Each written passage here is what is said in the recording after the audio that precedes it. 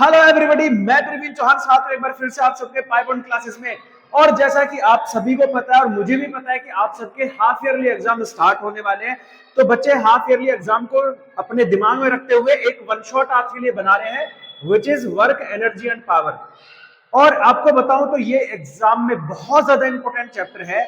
इतना important chapter है कि यहां से डायरेक्ट कुछ क्वेश्चंस भी आते हैं और डायरेक्ट के अलावा कुछ कॉन्सेप्चुअल क्वेश्चन के साथ साथ कुछ न्यूमेरिकल आते हैं जो कि आई जे के कैप से रिलेटेड होते हैं। तो भाई मैं ये चाहता हूं कि हर एक बच्चे को जब वो एग्जाम में जाए ना, तो जितना भी मैं आपको इस वीडियो में पढ़ा रहा हूं हर एक एग्जाम में हिट होगा। और उसकी तैयारी आप लोगों को बिल्कुल भी ये टेंशन नहीं लेकर करनी है कि सर इसके अलावा भी कुछ आ सकता है। हर एक टॉपिक, हर एक कॉन्सेप्ट, हर एक न्यूमेरिकल, किस किस तरह का न्यूमेरिकल आपके लिए आ सकता है, वो सारी चीजें मैं इस वीडियो में कवर कराऊंगा। तो चलिए शुरू करते हैं, वर्क एनर्जी एंड पावर। तो इस चैप्टर का नाम शुरू होता है कहां से? वर्क एनर्जी एंड पावर को लेकर शुरू होता है। तो भाई हम सब जानते हैं कि सर सबसे पहले बात आती है वर्क की। किसकी बात आती है? वर्क। तो what is the work? Actual में वर्क होता क्या है? तो सर हम ये कहते हैं कि सर हम जैसे नॉर्मली हम लोग ये कहते हैं किसी भी थकान को, है ना, जब हम लोग स्ट्रेस ले लेते हैं, स्ट्रेन ले लेते हैं, या किसी भी तरह का अगर मुझे कोई थकापन महसूस हो रहा है, टायर्ड फील हो रहा है, देन मैं सोचता हूं कि मैंने काम किया। लेकिन एक्चुअली जब हम बात करते हैं फिजिक्स में, तो फिजिक्स ये नहीं कहती कि भाई आप थके हो तो आपने काम किया है। ठीक है? तो व्हाट इज वर्क? तो work according to the physics, work is done. ठीक है? Work is said to be done when a force is applied on the object and the object is displaced in the direction of force। कि अगर हम किसी भी object पर force लगाएं और वो ऑब्जेक्ट फोर्स की डायरेक्शन में डिस्प्लेस्ड हो जाए, then we are said to be work done. तो हम कहेंगे कि हमने कोई वर्क किया है। फॉर एग्जाम्पल लेट कर लो कि भाई हमारे पास ये m मास का कोई ऑब्जेक्ट है और मैंने इस पर एक F फोर्स अप्लाई किया। जब इस m मास के ऑब्जेक्ट पर F फोर्स अप्लाइड किया जाएगा तो आप बोलोगे सर ये थोड़ा सा डिस्प्लेस्ड हो जाएगा इधर की तरफ। कितना डिस्टेंस डिस्प्लेस्ड हो गया? बोलो सर s डिस्टेंस डिस्प्लेस्ड हो गया। ठीक है, इतनी बात समझ में आई?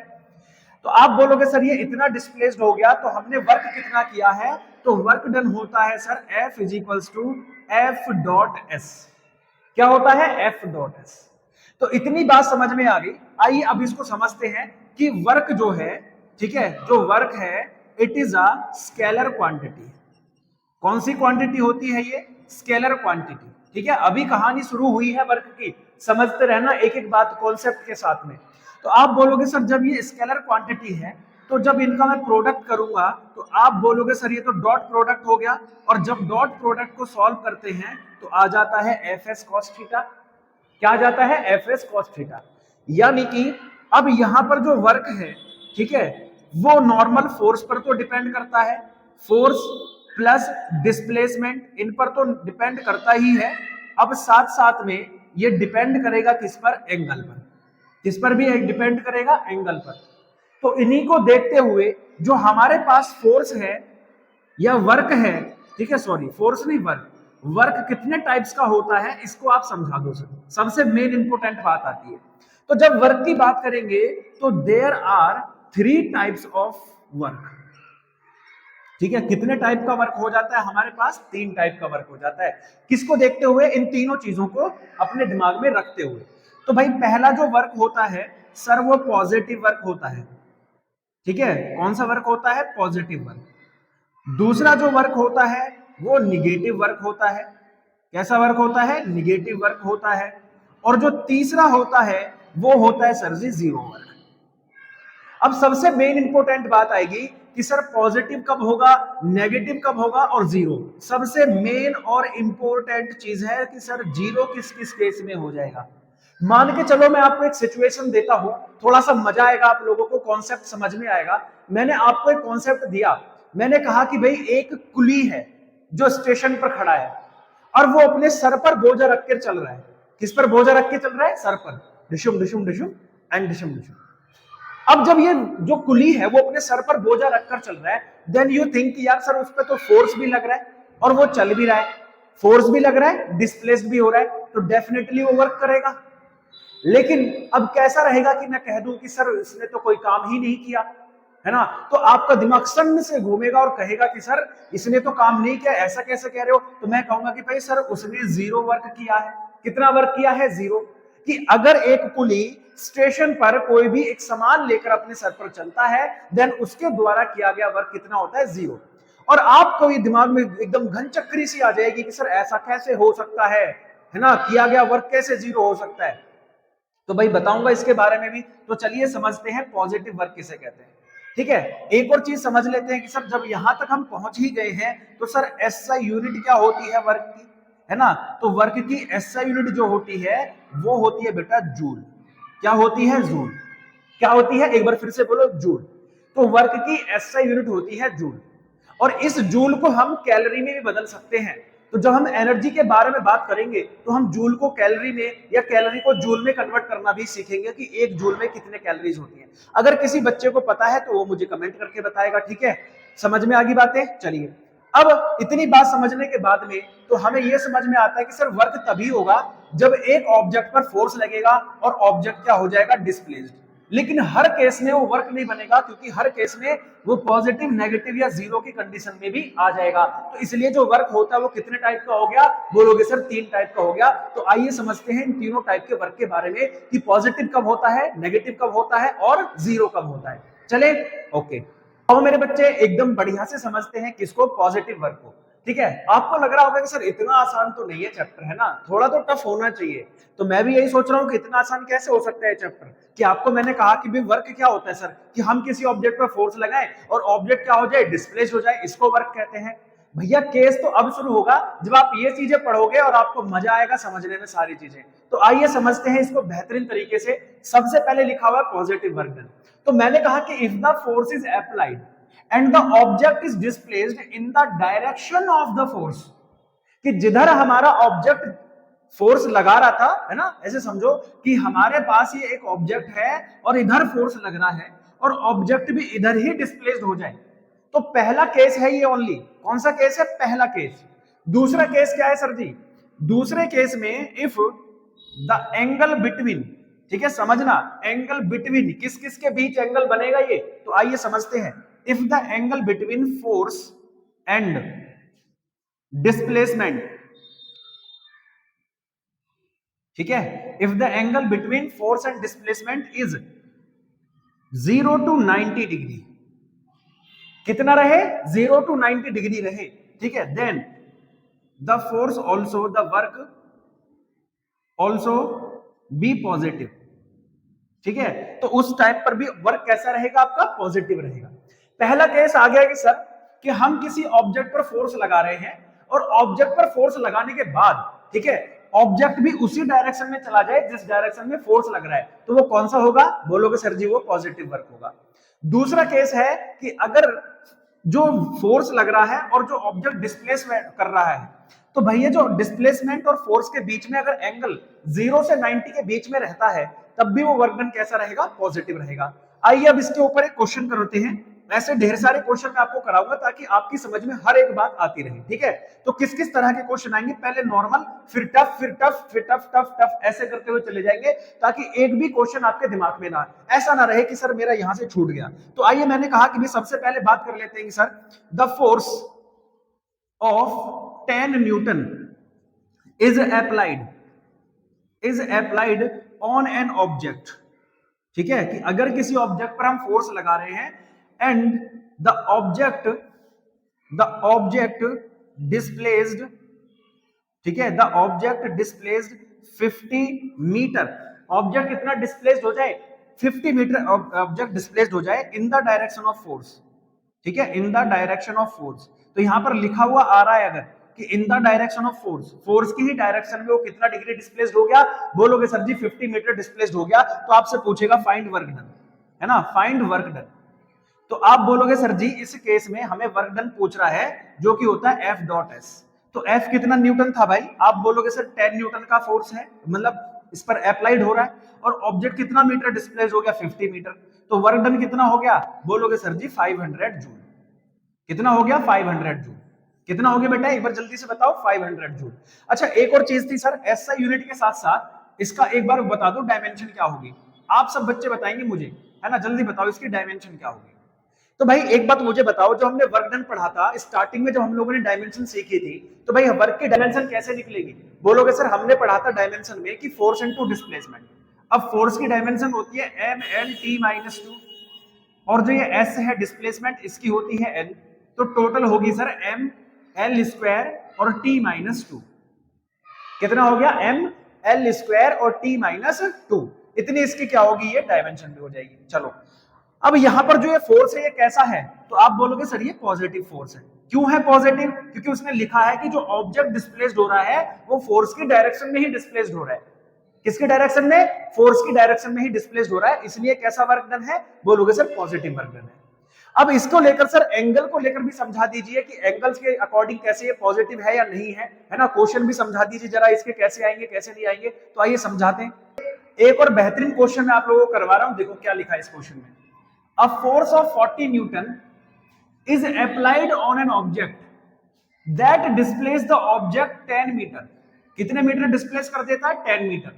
Making an angle of 30 degree, then find the work done, है ना? Find the work done. अब यहां पर जब समझे आएंगे भाई, तो आपको बोला जा रहा है क्या क्या दिया है सर? फोर्स लग रहा है एक तो 40 न्यूटन का इस पर, ठीक है? कितने न्यूटन का फोर्स लग रहा है? 40 न्यूटन का।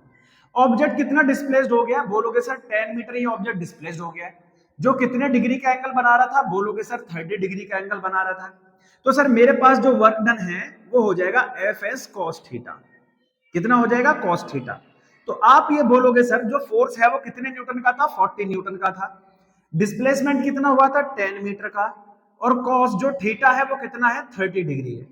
तो sir W is equals to हो गया 4 10 जा 40 यानी कि 400, और कॉस 30 होता है सर रूट 3/2। अब 2 से अगर इसको डिवाइड करूंगा तो कैसा हो गया सर? ये W इज इक्वल्स टू हो गया 200 रूट 3 जूल, है ना? 200 रूट 3 जूल। अच्छा बहुत देर से क्या हम जूल जूल जूल जूल नहीं पढ़ रहे हैं, है ना?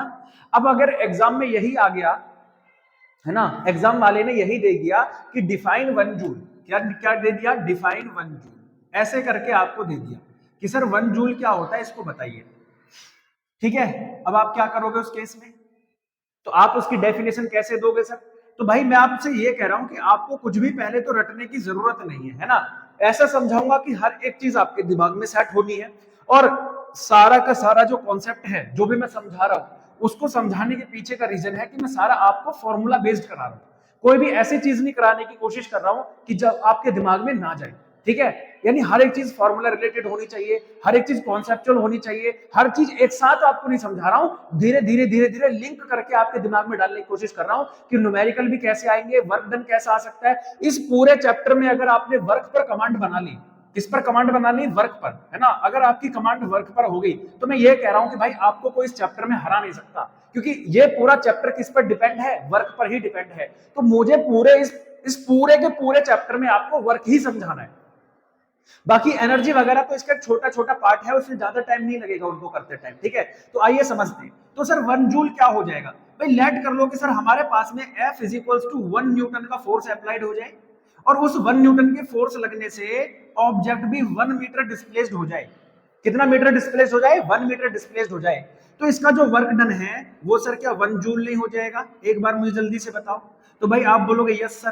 तो इसकी डेफिनेशन क्या हो जाएगी? तो आप बोलोगे sir if 1 Newton of force, ठीक है, 1 Newton of force is applied, ठीक है, is applied on an object, on an object, ठीक है, on an object with x axis, ये भी लिख सकते हो आप, ये ऑप्शनल है, या नहीं भी लिख सकते हो, क्योंकि ऑप्शनल में थीटा इज इक्वल्स टू अगर लेना चाहते हो तो थीटा 0 डिग्री लेना चाहिए। कितना लेना चाहिए? थीटा 0 डिग्री, ठीक है? तो आप बोलोगे sir with x axis if a 1 newton of force is applied on an object on x axis, on x axis, sorry, तो on x axis so that the object, so that the object displaced, so that the object displaced 1 metre, तो जिसकी वजह से object कितना displaced हो जाए? बोलो sir 1 metre displaced हो जाए। तो जिसकी वजह से ऑब्जेक्ट कितना मीटर डिस्प्लेस हो जाए? 1 मीटर डिस्प्लेस हो जाए। The work done is called, the work done is called, है ना, work done is called 1 joule, है ना? कितना हो जाएगा? 1 जूल। तो इस केस में जो आपका वर्क डन है वो कितना हो जाएगा, 1 जूल ऑफ वर्क डन हो जाएगा। समझ लेना, इसको ध्यान से लिख लेना, कई बार पूछ लेता है ऐसे डायरेक्ट बना के। अब दूसरी बात ये है कि सर अभी तक हम लोग पॉजिटिव तो पढ़ रहे थे, हमने 2 केस समझे, अब एक तीसरा केस समझना जरा मेरे प्यारे बच्चों। भाई ये क्या होती है सर, एक्स एक्सिस होती है, ये वाई एक्सिस होती है और ये जेड एक्सिस होती है। क्या होती है, एक्स एक्सिस, वाई एक्सिस और जेड एक्सिस ये होती है। तो भाई हमारे पास में जो वर्क डन है, तो वर्क डन होता है सर फोर्स इनटू डिस्प्लेसमेंट। अब डिस्प्लेसमेंट भी कैसी क्वांटिटी है, वेक्टर क्वांटिटी है, और फोर्स भी कहती है वेक्टर क्वांटिटी है, लेकिन वर्क कैसी क्वांटिटी है, स्केलर क्वांटिटी है। तो मैं आपसे ये कह रहा हूं कि भाई अगर मान के चलो मैंने इस डायरेक्शन में फोर्स लगाया और ऑब्जेक्ट इस डायरेक्शन में डिस्प्लेस्ड हो गया, या हो सकता है किसी 2 डायरेक्शन में डिस्प्लेस्ड हो जाए, कैसे भी डिस्प्लेस्ड हो सकता है ऑब्जेक्ट। तो यहां से भी तो क्वेश्चन बन सकते हैं सर, क्यों नहीं बनेंगे, आइए। तो जब एक्स एक्सिस पर अगर वो डिस्प्लेस्ड हो रहा है तो एक्स एक्सिस को हम आई कैप से डिनोट करते हैं, वाई एक्सिस को हम जे कैप से डिनोट करते हैं, और जेड एक्सिस को हम के कैप से डिनोट करते हैं। ये हम किस में पढ़ चुके हैं, ये हम पढ़ चुके हैं मोशन इन प्लेन में बहुत अच्छे तरीके से। तो यहां से कैसा क्वेश्चन आता है, आइए समझते हैं। अगर ऑब्जेक्ट, समझो ध्यान से, ये पॉजिटिव वर्क डन कब होगा, पॉजिटिव वर्क डन भी तब होगा कि अगर हम किसी ऑब्जेक्ट पर फोर्स लगाएं तो ऑब्जेक्ट किसी एक डायरेक्शन में डिस्प्लेस्ड हो रहा है, यानी एक्स पर फोर्स लगाया है, ऑब्जेक्ट वाई में डिस्प्लेस्ड हो गया, ऑब्जेक्ट जेड में डिस्प्लेस्ड हो गया, कोई दिक्कत नहीं है, ठीक है। तो मैं आपसे ये कह रहा हूं कि भाई ये जो है, जब इनके बीच एंगल कितना रहे, थीटा 0 डिग्री से कितने के बीच रहे सर, 90 डिग्री के बीच में रहे, या थीटा लिख लो कितने डिग्री के बीच में रहे, 90 डिग्री के बीच में। तो ये तब क्या रहेगा, पॉजिटिव।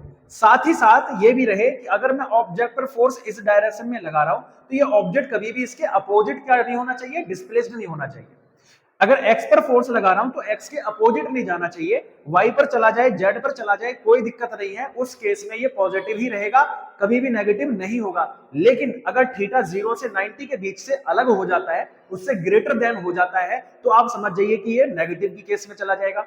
दूसरा कि अगर ये डायरेक्शन कैसे अपोजिट हो जाए तो भी ये कौन से केस में चला जाएगा, नेगेटिव के केस में चला जाएगा, ठीक है। तो अब यहां से रिलेटेड भी मैं आपको न्यूमेरिकल करा देता हूं कि किस तरह के न्यूमेरिकल यहां से आते हैं, है ना, और इसका क्या बेस रहता है, कैसे ऑब्जेक्ट से क्वेश्चन बन सकते हैं, कैसे हम लोगों को न्यूमेरिकल देखने के लिए एग्जाम में मिल सकते हैं, ताकि एक एक डाउट आपका क्लियर होता चले। तो आइए इससे भी मैं आपको समझा देता हूं, और ध्यान रहे ये सभी अभी तक किसका पार्ट है, पॉजिटिव वर्क डन का ही पार्ट है। जो भी मैंने आपको अभी तक समझाया है, यहां से किस तरह के न्यूमेरिकल बन सकते हैं, किस तरह के न्यूमेरिकल नहीं बनेंगे, तो ये सारी चीजें भी आपको समझनी है। किस तरह का कॉन्सेप्ट आपके समझ में आ सकता है, किस तरह की कॉन्सेप्चुअल क्वेश्चन आपसे पूछे जा सकते हैं, हर एक डाउट आपका क्लियर होना चाहिए। मेरी तो यही है आप लोगों के लिए, क्या है भाई, एक सोच रहती है, तो इसी को लेकर मैं आपको ये वीडियो भी बना रहा हूं, ठीक है। तो चलिए इसके लिए मैं आपको क्वेश्चन देता हूं कि इसके बेस पर कैसे क्वेश्चन आएंगे, ठीक है। ओके बच्चे, अभी तक हम क्या समझा रहे थे, फोर्स को लेकर हमने बहुत सारी बातें की, जिसके अकॉर्डिंग मैंने आपको वर्क डन निकालना सिखाया कि कहां कहां होता है सर, एक्स एक्सिस पर होता है, वाई एक्सिस पर होता है, और आपका एक जेड एक्सिस पर होता है, ठीक है। ये जेड एक्सिस, एक्स एक्सिस को हम आई कैप कहते हैं, वाई एक्सिस को हम जे कैप कहते हैं, जेड एक्सिस को हम के कैप कहते हैं, और ये सारी बातें हम पढ़ चुके हैं मोशन इन प्लेन में। तो जिन बच्चों ने मोशन इन प्लेन को अच्छे से नहीं पढ़ा है, जाकर वन शॉट देख लो, एकदम मजेदार तरीके से बनाई हुई है, इसके अलावा कोई और डाउट आपके दिमाग में रहेगा नहीं, ठीक है। तो आइए जरा इसको समझते हैं। तो सर लिखा हुआ है the force applied on an object, force is इतना है, एंड द ऑब्जेक्ट डिस्प्लेस्ड इतना, ठीक है। कि यानी जो हम किसी ऑब्जेक्ट पर फोर्स लगाते हैं वो है sir 3i cap 4j cap और प्लस 3k कैप, और ऑब्जेक्ट जो डिस्प्लेस्ड हो रहा है वो 2i minus 3j plus 2k cap हो रहा है। अब यहां से क्वेश्चन बहुत अच्छे से बनते हैं, ये इंपॉर्टेंट है, इसमें ही सारे डाउट आपके क्लियर कर दूंगा मैं आपको, ठीक है। तो इसे अच्छे से समझना सारे बच्चे। अब बोलोगे सर जो फोर्स है F इजिकल्स टू हो जाएगा, W इजिकल्स टू हो जाएगा F डॉट S। अब डॉट प्रोडक्ट कैसे निकलता है, सबको पता है सर, डॉट प्रोडक्ट कैसे निकलता है। मान लो ये फोर्स है और ये आपका डिस्प्लेसमेंट है, तो ये दो वेक्टर हो गए जो कि A और B है। तो A और B का जो डॉट प्रोडक्ट है वो कैसे निकलता है कि सर I वाले की I वाले के साथ मल्टीप्लाई होगी, और J वाले की J वाले के साथ मल्टीप्लाई होगी, और K वाले की K वाले के साथ मल्टीप्लाई होगी। बस ये अपने दिमाग में रखना है कि I वाला जो कॉन्सेप्ट है उसकी I के साथ ही मल्टीप्लाई होगी, J की J के साथ और K की K के साथ। तो आओ जरा समझो इसको कैसे निकलेगा। तो F कितना है 3i cap 4j cap plus 3k cap, dot कर दो क्या sir 2i cap 3j cap और प्लस 2k कैप, और जब इसके प्रोडक्ट करेंगे तो भाई आई वाला आई के साथ, ठीक है ध्यान रखो, आई वाले की मल्टीप्लाई आई वाले के साथ होगी, तो 3 2 जा कितना हो गया 6, 4 की इसके साथ, तो 4 3 जा कितना हो गया -12, फिर सर 3 2 जा कितना हो गया 6 हो गया। तो आप बोलोगे सर 6 यहाँ किसका प्लस का और ये किसका है माइनस का, तो आप बोलोगे सर इस केस में जो वर्क डन है वो कैसा आ गया 0। अब देखने से लग रहा था कि क्या इसका कोई वर्क डन 0 होगा, बोलोगे नहीं सर, तो लेकिन यहाँ वर्क डन कितना होगा, बोलोगे सर 0 वर्क होगा, कितना होगा 0 वर्क डन होगा। साथ ही अब आप लोगों से एंगल भी पूछ ले कि थीटा कितना बनेगा इनके बीच, है ना, मैंने कहा ना सारे कॉन्सेप्ट इसी में करा दूंगा, तो सारे कॉन्सेप्ट इसी में कराएंगे, ठीक है बेहतरीन तरीके से। तो भाई मैंने कहा कि सर इसके बीच का एंगल निकाल दो, तो आप सबको पता है कि W होता है F.S cos थीटा, कितना होता है F.S cos थीटा। तो सर यहां पर जो cos थीटा निकलेगा वो कितना निकल कर आ जाएगा, बोलोगे सर cos थीटा निकल कर आ जाएगा W अपॉन में F.S, ठीक है। अब यहां पर जो होगी सर बातें यहां पर F.S नहीं है, ये mod of S and mod of F है, तो वर्क कितना था 0। मॉड ऑफ F कैसे निकलता है सर, मॉड ऑफ F कैसे निकलेगा, तो सर इस वाले का रूट में मॉड निकालना सिखाया था, 3 का स्क्वायर प्लस 4 का स्क्वायर और प्लस में कितना हो जाएगा 3 का स्क्वायर, ठीक है। फिर इनटू में आप इसका करोगे सर 2 का स्क्वायर माइनस 3 का स्क्वायर और 2 का स्क्वायर, ठीक है, ये इस तरह से मॉड निकलेगा। लेकिन हमें ये अभी निकालने की जरूरत नहीं है क्योंकि ऊपर 0 है, और अगर ऊपर 0 है तो सारी वैल्यू कितनी आ गई 0 आ गई, तो सर cos थीटा कितना आ गया 0, है ना, cos थीटा कितना आ गया 0 डिग्री। अब ये बताओ cos में 0 डिग्री कितने का मान होता है, या cos में 0 कितने की वैल्यू होती है, तो आप बोलोगे सर cos में जो 0 वैल्यू है वो तो 90 डिग्री की होती है, तो थीटा कितना आ गया, बोलोगे सर 90 डिग्री। तो इसका मतलब है कि ये जो फोर्स और ये जो डिस्प्लेसमेंट है इनके बीच जो एंगल है वो कितने डिग्री का होगा, 90 डिग्री का होगा। कितने डिग्री का होगा, 90 डिग्री का होगा। तो आइए एक क्वेश्चन अब इससे अलग समझते हैं और उसमें एंगल निकालना भी सीखते हैं और ये भी बताते हैं कि किस एंगल पर वर्क डन कितना होता है 0 डिग्री। तो यहां पर आपको दूसरा वर्क डन और समझ में आ गया कि 0 डिग्री कब होता है, कि जब सर फोर्स और एस यानी डिस्प्लेसमेंट एक दूसरे के परपेंडिकुलर हो जाए। क्या हो जाए, परपेंडिकुलर। परपेंडिकुलर का मतलब है कि फोर्स और डिस्प्लेसमेंट के बीच 90 डिग्री का एंगल हो जाए। कितने डिग्री का एंगल हो जाए, 90 डिग्री का एंगल हो जाए, तो ये दोनों कितने हो जाते हैं सर, 0 हो जाते हैं। अब जब मैंने ये क्वेश्चन समझाया था कि एक कुली अपने सर पर बोझा रखकर चल रहा है, तो वो बताइए 0 वर्क डन क्यों हुआ, तो इसलिए हुआ क्योंकि जो फोर्स था वो ऐसे परपेंडिकुलर डाउनवर्ड रख रहा है और मैं चल रहा हूं ऐसे, मान के चलो मैं कुली हूं, मैं ऐसे चल रहा हूं या पीछे की तरफ ऐसे जा रहा हूं, तो आप क्या बोलोगे सर, डिस्प्लेसमेंट तो ऐसे हो रहा है और फोर्स ऐसे लग रहा है या ऐसे लग रहा है, तो डिस्प्लेसमेंट ऐसे है, फोर्स ऐसे या ऐसे है, तो कितने डिग्री का एंगल बना रहा है, डिस्प्लेसमेंट और फोर्स, डिस्प्लेसमेंट और फोर्स कितने डिग्री का एंगल है, बोलोगे सर 90 डिग्री का एंगल है। तो इसलिए अगर कोई कुली अपने सर पर बोझा लेकर चल रहा है स्टेशन पर, देन उसका जो वर्क होगा वो कितना होगा, बोलोगे सर 0 डिग्री होगा, 0 जूल होगा। बोलोगे क्यों, क्योंकि सर फोर्स और डिस्प्लेसमेंट के बीच जो एंगल है वो कितना है, 90 डिग्री का एंगल है, ठीक है। तो चलिए अब अगला क्वेश्चन करते हैं इसी से रिलेटेड, ठीक, चलो समझते हैं नेगेटिव वर्क डन को लेकर, और अगला जो क्वेश्चन समझाऊंगा मैं नेगेटिव वर्क डन को लेकर समझाऊंगा, ठीक है। तो पहला केस ये है कि अगर हम किसी भी ऑब्जेक्ट पर फोर्स अप्लाई करते हैं और ऑब्जेक्ट डिस्प्लेस्ड हो जाता है opposite direction to the force, ठीक है, लेट कर लो कि भाई ये एक ऑब्जेक्ट है, मास m है और मैंने इस पर फोर्स लगाया इस डायरेक्शन में, लेकिन ये ऑब्जेक्ट डिस्प्लेस्ड हो गया इसके अपोजिट डायरेक्शन में, ठीक है, जो इसका डिस्प्लेसमेंट है वो अपोजिट डायरेक्शन में हो जाता है, तो ऐसे केस में जो वर्क डन होगा वो कैसा होगा, नेगेटिव होगा। फॉर एग्जाम्पल बोलोगे सर ऐसा नेगेटिव वर्क डन कैसे होगा, तो मैं आपको समझा रहा हूं कि नेगेटिव वर्क डन ऐसे होगा कि मान लो कि ये हमारे पास में एक है बाइक और ये बाइक इस डायरेक्शन में चल रही है और आप इसे इधर खींचने की कोशिश करें, तो आपके रेस्पेक्ट में कैसा हो गया, पॉजिटिव वर्क डन। लेकिन अब अगर किसके रेस्पेक्ट में देखना है, देखो अब मैं आपको एक चीज और समझा देता हूं कि ये अगर मुझे नेगेटिव देखना है तो दो ऑब्जेक्ट होंगे, जैसे कि मैं इसे खींच रहा हूं इधर की तरफ, ठीक है, ये पर्सन है, जो पर्सन इसे खींच रहा है इधर की तरफ, और ये बाइक है जो जा रही है इधर की तरफ। तो अगर बाइक के रेस्पेक्ट में देखो तो बाइक ने फोर्स भी इधर ही लगाया और बाइक चली भी इधर ही गई, तो यहाँ बाइक ने कैसा किया, पॉजिटिव वर्क डन किया।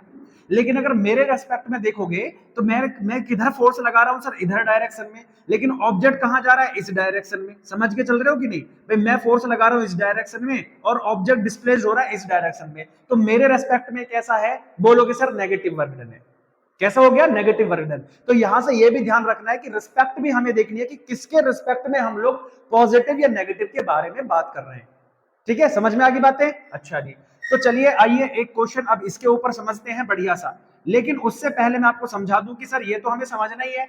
और दूसरा केस ये होता है कि अगर theta, if theta is greater than 90 and smaller than 180, तो अगर थीटा 90 से, ठीक है 90 इधर रखना भाई और यहाँ थीटा रखना है, सॉरी, तो अगर थीटा 90 और 180 के बीच में है तो ये कितना हो जाएगा, बोलोगे सर ये नेगेटिव वर्क डन होगा। कितना होगा, नेगेटिव वर्क डन होगा। ध्यान से समझते रहेंगे कैसा वर्क डन होगा, नेगेटिव। अब इसके ऊपर एक क्वेश्चन मैं आपको समझा देता हूं ताकि आपके दिमाग में और अच्छे से जाए। तो आइए क्वेश्चन समझते हैं अब अपना, क्वेश्चन नंबर 5 या 6। तो मैंने ये कहा कि द फोर्स F वो कितना है, 3I plus 4J minus 5K, और यहां पर जो डिस्प्लेसमेंट है, अब यहां पर देखो डिस्प्लेसमेंट में दे रहा हूं द ऑब्जेक्ट, इस तरह से लिखकर दे रहा हूं ताकि कुछ अलग भी रहे और आपके समझ में भी आए। Object is displaced 3 meter in the direction of Y axis, लेकिन वाई एक्स भी कैसा है, negative Y axis. Then find the work done. तो भाई यहां पर आप लोगों को वर्क डन निकालना है।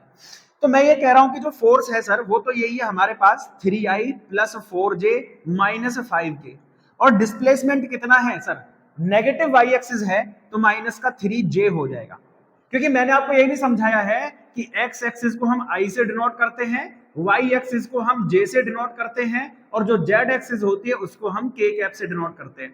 तो वाई एक्सिस भी कौन सा है, नेगेटिव, ऊपर की ओर नहीं है, कहां की ओर है, नीचे की ओर। ठीक है, ये वाई एक्सिस है जो कि नेगेटिव डायरेक्शन में दिखा रहा है, तो वाई हो गया माइनस का 3J। अब जो वर्क डन होगा W इज इक्वल्स टू वो F डॉट S होता है। कितना होता है बेटे, F डॉट S। तो आप बोलोगे सर F कितना है, बोलोगे 3I plus 4J minus 5K, ठीक है, और डॉट में S कितना है, माइनस का 3J। तो मैंने ये कहा कि भाई 3 की मल्टीप्लाई सभी में नहीं होगी, I की साथ होती है, J की J के साथ होती है, K की K के साथ होती है, तो वर्क डन हो जाएगा J की J के साथ हो जाएगी प्लस माइनस माइनस, और 4 3 जा 12। तो कितना जूल वर्क डन हो गया, 12 जूल। लेकिन कैसा हो गया, नेगेटिव हो गया। कैसा हो गया, नेगेटिव वर्क डन हो गया। यहां से ये बात समझ में आ गई, ठीक है जी। अब इनके बीच का कॉस थीटा निकाल दो। तो कॉस थीटा के लिए फॉर्मूला बताया था कि sir work done W upon में मॉड F और मॉड में S। ठीक है, कितना हो गया, mod F and mod S। तो कॉस थीटा सर, अब एक बात मुझे बताओ, किस किस को मॉड निकालना नहीं आता है, बहुत सारे बच्चों को नहीं आता होगा, तो चलिए मॉड निकालना सिखाता हूं। अभी तक जिन बच्चों ने मोशन इन प्लेन नहीं पढ़ा है, जिनको भी मॉड निकालना नहीं आता है, उनके लिए मस्ट है कि वो मोशन इन प्लेन को देख कर आए, मोशन इन प्लेन को बहुत अच्छे से समझ के आए, तभी आप ये मॉड वगैरह निकाल पाओगे। मैं आपको इसलिए बता रहा हूं कि बेटा ये सारे चैप्टर जो भी आप पढ़ रहे हो, जो भी आपने पीछे चैप्टर नहीं पढ़े, ये सारे एक दूसरे से लिंक्ड हैं, और लिंक है तो आपको उतना बेहतर बनाने के लिए या अपने आप को उतना अच्छा बनाने के लिए तो आपको सारी चीजें समझनी पड़ेंगी, है ना। तो इसलिए मैं आपसे बोल रहा हूं, वरना तो मैं यहां भी समझा रहा हूं। जैसे F की वैल्यू क्या है सर, F की वैल्यू है 3I जो यहां पर लिखी है, तो मैं सीधा मॉड निकालता हूं, मॉड F।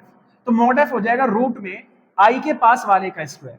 I के पास क्या है सर, 3 है, फिर सर J के पास वाले का स्क्वायर 4 का स्क्वायर, फिर सर K के पास वाले का स्क्वायर माइनस 5 का स्क्वायर। तो बोलोगे सर ये हो गया 3 3 जा 9, 4 4 जा 16, और ये हो गया 5 5 जा 25।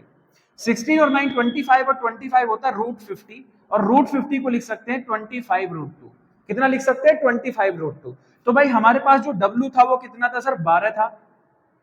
F कितना आया है सर, 25 रूट 2 आया है, 25 रूट 2, और इंटू S कितना है सर, S है माइनस का 3, तो माइनस 3 का स्क्वायर 3 हो जाएगा, तो ये आ जाएगा रूट में 3। 3 से काटेंगे सर 4 टाइम हो जाएगा, तो ये हो जाएगा cos थीटा आ गया आपके पास में, cos थीटा आ गया सर 4 अपॉन 25 रूट 2। तो सर थीटा अगर निकालने जाओगे तो cos इनवर्स 4 अपॉन 25 रूट 2 हो जाएगा, ये आपका आंसर आ जाएगा थीटा। इतना एंगल यहाँ पर बन रहा होगा, तो इस तरह से एंगल पूछ ले या हमसे वर्गडन पूछ ले, पॉजिटिव होगा या नेगेटिव होगा ये सारे पूछ ले। और केसेस ये समझ लेना जो सबसे इंपॉर्टेंट मैंने यहाँ लिखवाया था कि ऑब्जेक्ट डिस्प्लेस्ड इन किसकी डायरेक्शन में हो रहा है, जेड एक्सिस की डायरेक्शन में होता तो 3j लेता, आई की यानी एक्स एक्सिस में कहता तो 3i लेता, और वाई एक्सिस की डायरेक्शन में कह रहा है तो मैंने क्या लिया है 3j कैप लिया है। ये सारी बातें आप सबको समझ में आने चाहिए, यानी इस एक क्वेश्चन में ही मैंने आपको कम से कम 3 से 4 क्वेश्चन निपटवा दिए जो आपको बेसिक क्वेश्चन वहां पर नहीं आते या आप उन चीजों में फंस जाते। तो इसलिए मेरा काम है कि आपको बेहतर से बेहतर नॉलेज देना, आपका काम है पढ़ना और उसको रिवाइज करना। बस ये 2 काम करे जाओ, आपकी जहां झंझट खत्म हो जाएगी। ठीक है, चलिए अब नेगेटिव वर्क डन तो हमने समझ लिया, पॉजिटिव समझ लिया, नेगेटिव समझ लिया। अब जो समझेंगे वो होगा आपका जीरो वर्क डन। और जीरो वर्क डन में कोई दो राय नहीं है, इसके बारे में मैं आपको बहुत सारी चीजें बता चुका हूं कि मान लो अगर एक ऑब्जेक्ट पर मैं फोर्स लगाऊं और वो ऑब्जेक्ट डिस्प्लेस्ड ही ना हो, सोचकर देखो, एक ऑब्जेक्ट पर फोर्स लगाया और वो ऑब्जेक्ट डिस्प्लेस्ड ही ना हो तो कैसा रहेगा वर्क डन, बोलोगे सर जीरो। अब क्वेश्चन अगर कॉन्सेप्ट क्वेश्चन कैसे बनते हैं आइए समझते हैं कि सर एक कॉन्सेप्चुअल क्वेश्चन कैसे बन सकता है। ठीक है, चलो फिर समझते हैं इस कॉन्सेप्ट को। तो आओ मेरे बच्चे इस कॉन्सेप्ट के पीछे चलते हैं और देखो जीरो वर्क डन बहुत अच्छे से आपको समझना है, समझिएगा। लिखा है जीरो वर्क डन क्या होता है, if the force applied on an object but the object do not displace the work done is said to be zero.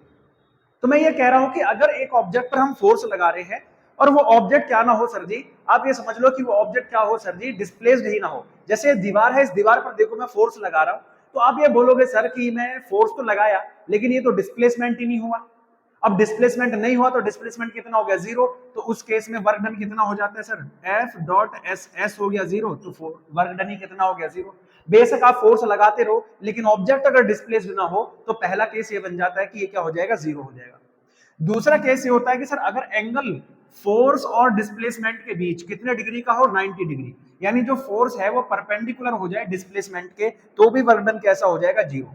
अब तीसरा केस है जिसे मैं क्वेश्चन बनाकर आपको दे रहा हूं, क्वेश्चन बनाकर ये पूछा गया, इज इट पॉसिबल, ठीक है, is it possible that an object is accelerating with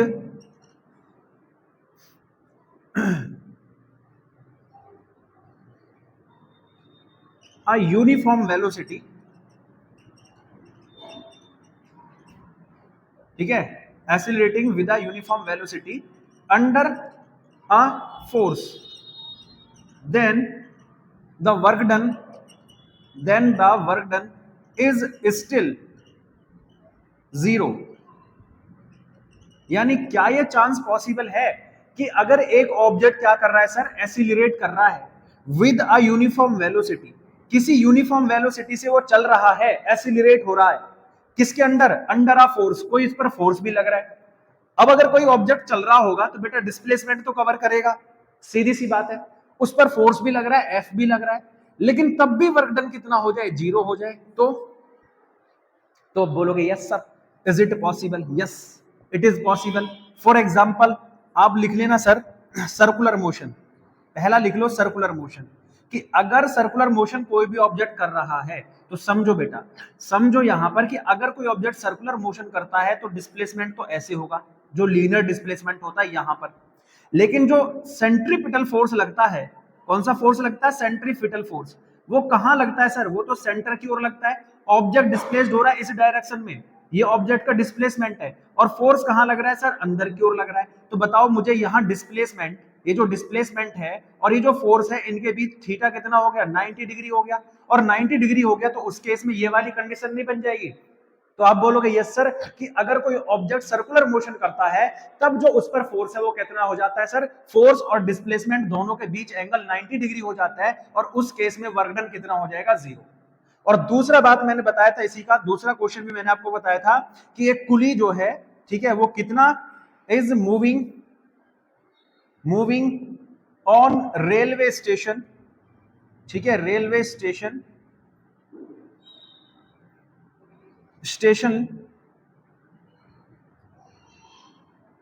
carrying some weight, ठीक है, कोई वेट उसने ले रखा है और वो क्या कर रहा है, मूव कर रहा है रेलवे स्टेशन पर, तब भी क्या हो जाएगा उसका सर जी, उसका वर्क डन कितना होगा, 0 होगा। ठीक है, इतनी बात समझ में आ गई, कितना हो जाएगा उसका वर्क डन, 0 हो जाएगा। तो ये कुछ कॉन्सेप्चुअल क्वेश्चन थे किसको लेकर, जीरो वर्क डन को लेकर, जो आपके दिमाग में एकदम बेहतरीन तरीके से आ गए होंगे, आई होप सो। तो अब जब ये सारे क्वेश्चंस और न्यूमेरिकल्स और कॉन्सेप्चुअल क्वेश्चन आपके समझ में आ गए, तो क्यों ना अब आगे की तरफ चला जाए। ठीक है, तो आगे का जो क्वेश्चन है वो आएगा work done in a variable displacement या वेरिएबल फोर्स। अभी तक जो भी हमने वर्क डन पढ़े, पॉजिटिव, नेगेटिव या जीरो वर्क डन, वो पढ़े अंडर अ कांस्टेंट फोर्स। किसके अंडर पढ़े हैं, कांस्टेंट फोर्स के अंदर। लेकिन इस नेचर में कुछ फोर्स ऐसे भी होते हैं सर जिनका अमाउंट बदलता रहता है, that are non conservative force. यानी कुछ नॉन कंजर्वेटिव फोर्स ऐसे भी होते हैं जो वेरिएबल फोर्सेस होते हैं, और अगर किसी ऑब्जेक्ट पर वेरिएबल फोर्स लग रहा है तो उसका डिस्प्लेसमेंट क्या एक जैसा होगा, बोलोगे नहीं सर, उसका डिस्प्लेसमेंट भी क्या होगा, फोर्स के अकॉर्डिंग ही होगा। तो अगर किसी भी ऑब्जेक्ट पर ऐसा वेरिएबल फोर्स लगाया जाए तो तब कितना वर्क डन होगा, इसके बारे में समझते हैं कि work done in a variable force, जो कि बहुत इंपॉर्टेंट है और यहां से भी न्यूमेरिकल आप लोगों के एग्जाम में बन सकते हैं। तो अगला हेडिंग यही होगा और मैं ये आपको समझा रहा हूँ बहुत बेहतरीन लैंग्वेज में। आइए चलो बच्चे, अभी हम बात कर रहे थे work done bye a variable force. तो वेरिएबल फोर्स किसे कहते हैं कि सर ऐसा फोर्स जिसका अमाउंट क्या हो रहा हो, चेंज हो रहा हो। ठीक है, तो भाई मैंने मान लिया कि सर ये हमारे पास में क्या है, सिचुएशन है, ये फोर्स देख रहे हो आप, ये जो फोर्स है क्या हो रहा है सर, ये लगातार इसका वैल्यू क्या हो रहा है, चेंज हो रहा है। तो ऐसा फोर्स के अगेंस्ट जब कोई वर्क डन किया जाता है तो वो वर्क डन होता है सर डीडब्ल्यू, किसी छोटी सिचुएशन के लिए, है ना। अभी इसके ऊपर ढेर सारे क्वेश्चन भी कराएंगे ताकि आपको ऐसा कोई भी क्वेश्चन आ जाए तो आप उसको, है ना, फिनिश कर दें।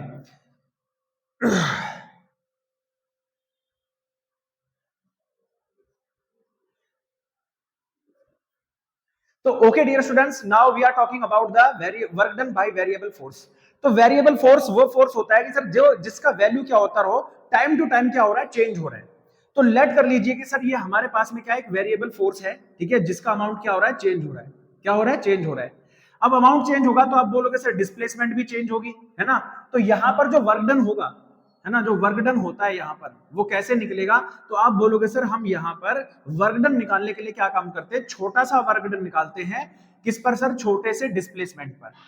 अब अगर मुझे फुल वर्क डन निकालना है ना, टोटल वर्क डन निकालना है, तो टोटल वर्क डन निकालने के लिए सारे बच्चे इसको ध्यान से समझ लें कि सारा वर्क डन निकालने के लिए हम जब भी मिलेगा तो उसका क्या कर देंगे, इंटीग्रेशन कर देंगे।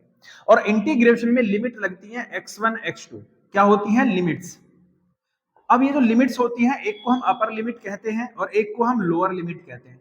जो ऊपर वाली लिमिट है इसको अपर लिमिट कहते हैं और जो नीचे वाली लिमिट है उसको हम लोअर लिमिट कहते हैं। तो आइए समझते हैं जरा एक क्वेश्चन इसके थ्रू कैसा आएगा। तो आपसे बोलेगा the work done, find the work done, find the work done under the variable force, under the variable force of F is equals to 2x square. कितना जी, F is equals to 2x square from x is equals to 1 to x is equals to 5 centimeter. तो आपको दिया गया है कि भाई आप वेरिएबल फोर्स को, एक वेरिएबल फोर्स है जो कितना है, F is equals to 2x square है, इसके थ्रू x बराबर 1 से x बराबर 5 वाली कंडीशन पर क्या निकाल दीजिए, वेरिएबल फोर्स निकाल दो, वर्क डन सॉरी। तो वर्क डन हो जाता है sir dw is equals to x1 से x2 F इंटू dx। अगर इसके बारे में बात करें तो सर dw का जो इंटीग्रेशन है वो तो w हो जाएगा। अब यहां पर जो आपका फोर्स है उसको रखेंगे और x1 से x2 लिमिट रखेंगे, तो ये w इज इक्वल्स टू हो गया, x1 लिमिट है 1 और x2 लिमिट है 5 और फोर्स की वैल्यू कितना है, 2x स्क्वायर इंटू में dx। तो w इज इक्वल्स टू हो गया 2 बाहर 1 से लेकर 5 तक x स्क्वायर इंटू dx। ठीक है जी, चलिए निकालिए जरा। तो 2 बाहर आ जाएगा और x स्क्वायर का इंटीग्रेशन हो जाता है x की पावर 3/3, कहां से लेकर 1 से लेकर 5 तक। तो ये हो गया सर 2 x की क्यूब यानी पहले 5 का क्यूब अपॉन 3 माइनस 1 का क्यूब अपॉन 3। ठीक है, तो आप बोलोगे sir ji w is equals to हो गया 2 और 5 का क्यूब होता है 125, 1 का क्यूब होता है 1 और बाई में 3। तो w इज इक्वल्स टू हो गया 2 इंटू 124/3। अब 3 से कितनी टाइम जाएगा, जाएगा ही नहीं सर, ठीक है, तो ये हो जाएगा सर 248/3, इतना जूल ऑफ वर्क डन करना पड़ेगा, 248/3, ठीक है, इतना वर्क डन यहां पर करना पड़ेगा। क्या सर इसी तरह के क्वेश्चन आएंगे? नहीं, इससे भी ज्यादा बेहतरीन क्वेश्चन आएंगे, ग्राफ को लेकर भी क्वेश्चन आएंगे। तो अगर मैं यहां पर ये पूछूं कि वर्क डन अगर यहां के बीच निकाला जाए तो सर ये हो जाता है work done by variable force, variable force is equal to area of graph. कोई भी ग्राफ बन जाए तो उस ग्राफ का क्या निकालना है? आपको एरिया निकालना है। कोई भी ग्राफ बने, चाहे ट्राइंगल का बने, चाहे आपका रेक्टेंगल का बने, किसी भी तरह का ग्राफ बन रहा हो तो उसका क्या करना पड़ेगा आपको? अगर उसका वर्क डन निकालना है तो उसका क्या निकालना पड़ेगा? एरिया निकालना पड़ेगा। तो आइए इससे रिलेटेड भी क्वेश्चन मैं आपको समझा दूं कि किस तरह के क्वेश्चन आपसे यहां से पूछे जा सकते हैं। ठीक है, तो चलो ग्राफ से रिलेटेड जितने भी क्वेश्चन है उनको भी कंप्लीट कर लेते हैं। बच्चे समझते हैं क्या करना है। देखिए, हमसे पूछा है find the work done of the graph. ये जो आपको ग्राफ दिया हुआ है इसका आपको क्या निकालना है? वर्क डन फाइंड करना है। तो भाई सिंपल सी बात है कि सर हमें यहाँ पर क्या करना पड़ेगा? देखो यहाँ पर जो बन रहे दो ट्राइंगल बन रहे हैं, आपको ये नजर आ रहा होगा और एक ट्राइंगल ये नजर आ रहा होगा। तो इस ट्राइंगल का अगर मुझे वर्क डन निकालना है तो इस ट्राइंगल का ग्राफ और प्लस में इस ट्राइंगल का ग्राफ, ये टोटल आपको क्या निकालना है? एरिया निकाल लेना है। तो फर्स्ट ऑफ ऑल पहले हम बात कर लेते हैं इसके लिए। ठीक है, तो W इज इक्वल्स टू हो जाएगा half into base into height. तो W इज इक्वल्स टू हो गया सर हाफ इंटू जो बेस है, बेस ये है, कितना बेस है सर? 3 है। और हाइट कितनी है सर? हाइट भी आपकी 3 है जो कि माइनस का है। तो ये कितना हो गया वर्क डन सर? माइनस का 9/2 जो कि हो जाएगा माइनस का 4.5 जूल। अब अगेन ठीक है, ग्राफ नंबर 2 पर वर्क डन कितना हो जाएगा? Half into base into height. दूसरे ग्राफ पर आ जाओ तो जरा एक बार खींचकर बताओ, ये W1 हो गया। बेस कितना है सर? 3 4 5 6। अब 6 से लेकर 3 पर जा रहे हैं तो 3 to 1 1 2 3। तो बेस यहां पर भी कितना है सर? 3 है। और हाइट कितनी है सर? हाइट यहां से देखो 1 2 3 4 कितना पहुंच रही है सर? 4। तो इंटू में 4 कर दो, 2 से ये 2 टाइम हो जाएगा तो W2 इज इक्वल्स टू आ गया 6 जूल। तो टोटल वर्क डन कितना हो जाएगा? टोटल वर्क डन हो जाएगा W1 प्लस W2। तो भैया टोटल वर्क डन W कितना है? माइनस का 4.5 है और ये कितना है? प्लस का 6 जूल है। तो आप बोलोगे सर W टोटल आ गया कितना? 1.5 जूल। कितना आ गया? 1.5 जूल। तो इस तरह से आप लोग टोटल वर्क डन निकाल सकते हैं किसी भी ग्राफ का।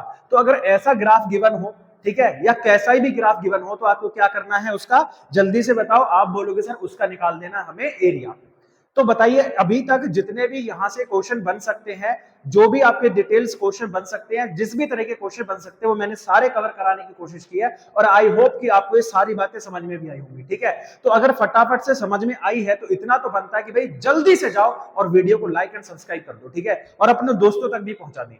ठीक है, जिनको अभी तक भी मन नहीं है पढ़ने का तो जरा उनका भी मन कर जाए कि थोड़ा सा पढ़ लें भाई। ठीक है, जरूरी है, अब तो हाफ ईयरली एग्जाम आने वाले। तो अब इन सब सिचुएशन के बाद में जो मेन इंपॉर्टेंट सिचुएशन बनती है वो बनती है सर एनर्जी के बारे में। अब बता दो, अभी तक जो भी हम लोग पढ़ रहे थे वो तो सर वर्क वर्क वर्क, अब किसके बारे में पढ़ने वाले हैं? एनर्जी के बारे में। तो चलिए समझते हैं व्हाट इज एनर्जी। और एनर्जी जब समझेंगे तो आपसे भी मेरा एक सवाल है कि आप मुझे बताओ एनर्जी क्या है। एक्चुअली में आपने ये भी पढ़ा होगा सर वर्क ही एनर्जी होता है, और सही भी है, और इसको हम प्रूव भी करेंगे, जिसे हम वर्क एनर्जी थ्योरम भी कहते हैं। क्या कहते हैं मेरे बच्चे? Work energy theorem. Work energy theorem को प्रूव करेंगे कांस्टेंट फोर्स से और फिर उसके बाद में आपका वेरिएबल फोर्स के थ्रू। तो दोनों मेथड से हम लोग प्रूव करके दिखाएंगे वर्क एनर्जी थ्योरम को। लेकिन उससे पहले मेरा सवाल है कि व्हाट इज एनर्जी। आप सोचो, तब तक मैं रफ करके एनर्जी के बारे में आपको समझाता हूं। ठीक है, चलिए। आप लोगों ने अभी तक सोच लिया होगा कि व्हाट इज द एनर्जी, और एनर्जी आपने सोच ली तो आप मुझे बताने भी वाले होंगे, है ना? तो आप मुझे कमेंट कर देना व्हाट इज एनर्जी। लेकिन उससे पहले मैं आपको समझा देता हूं कि एनर्जी क्या होती है। द कैपेसिटी और एबिलिटी ऑफ डूइंग वर्क, यानी जो भी हम काम कर रहे हैं उस काम को करने के लिए हमारी कितनी कैपेसिटी लगी या कितनी एबिलिटी लगी, उसी को हम क्या कहते हैं बेटा? एनर्जी कहते हैं। तो इसीलिए तो कहा जाता है कि वर्क ही क्या है? एनर्जी है, क्योंकि वर्क को करने में ही जो हमारी कैपेसिटी या एबिलिटी यूज होती है उसी को हम क्या कहते हैं? एनर्जी कहते हैं। और एनर्जी इज डिनोटेड बाय ई, और एनर्जी को डिनोट किससे करते हैं? ई से करते हैं। तो ये सर कैसी क्वांटिटी होती है? तो ये भी एक स्केलर क्वांटिटी ही है। कैसी क्वांटिटी है? स्केलर क्वांटिटी है।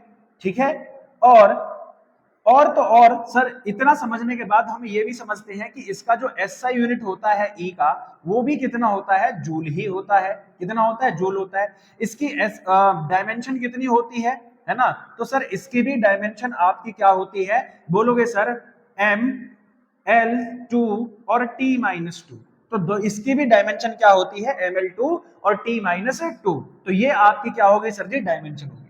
उसके बाद में जो हम बात करते हैं एनर्जी के टाइप्स की, है ना, types of energy, types of energy. तो इसके बारे में जब बातें करेंगे तो भाई हम आपको बता दें कि ये दो टाइप्स ऑफ एनर्जी होती है, two types of energy mainly. वैसे तो बहुत सारे टाइप्स होते हैं एनर्जी के, लेकिन मेनली मैं आपको दो टाइप बता रहा हूं, जिनमें आपका सबसे पहला होता है काइनेटिक एनर्जी। कौन सा energy, kinetic energy, kinetic energy. और इसको जब समझा रहे हैं तो इसका सारा का सारा डिटेल यही लिख देते हैं, द एनर्जी, ठीक है, the energy produced produced by the motion of object, bye the motion of object. किसी भी ऑब्जेक्ट के मोशन के थ्रू जो एनर्जी होती है उसको हम पोटेंशियल एनर्जी कहते हैं, डिनोटेड बाय के। और के इज इक्वल्स टू होता है हाफ एम वी स्क्वायर, जिसको मैं आपको प्रूफ भी करके दिखाऊंगा, ठीक है।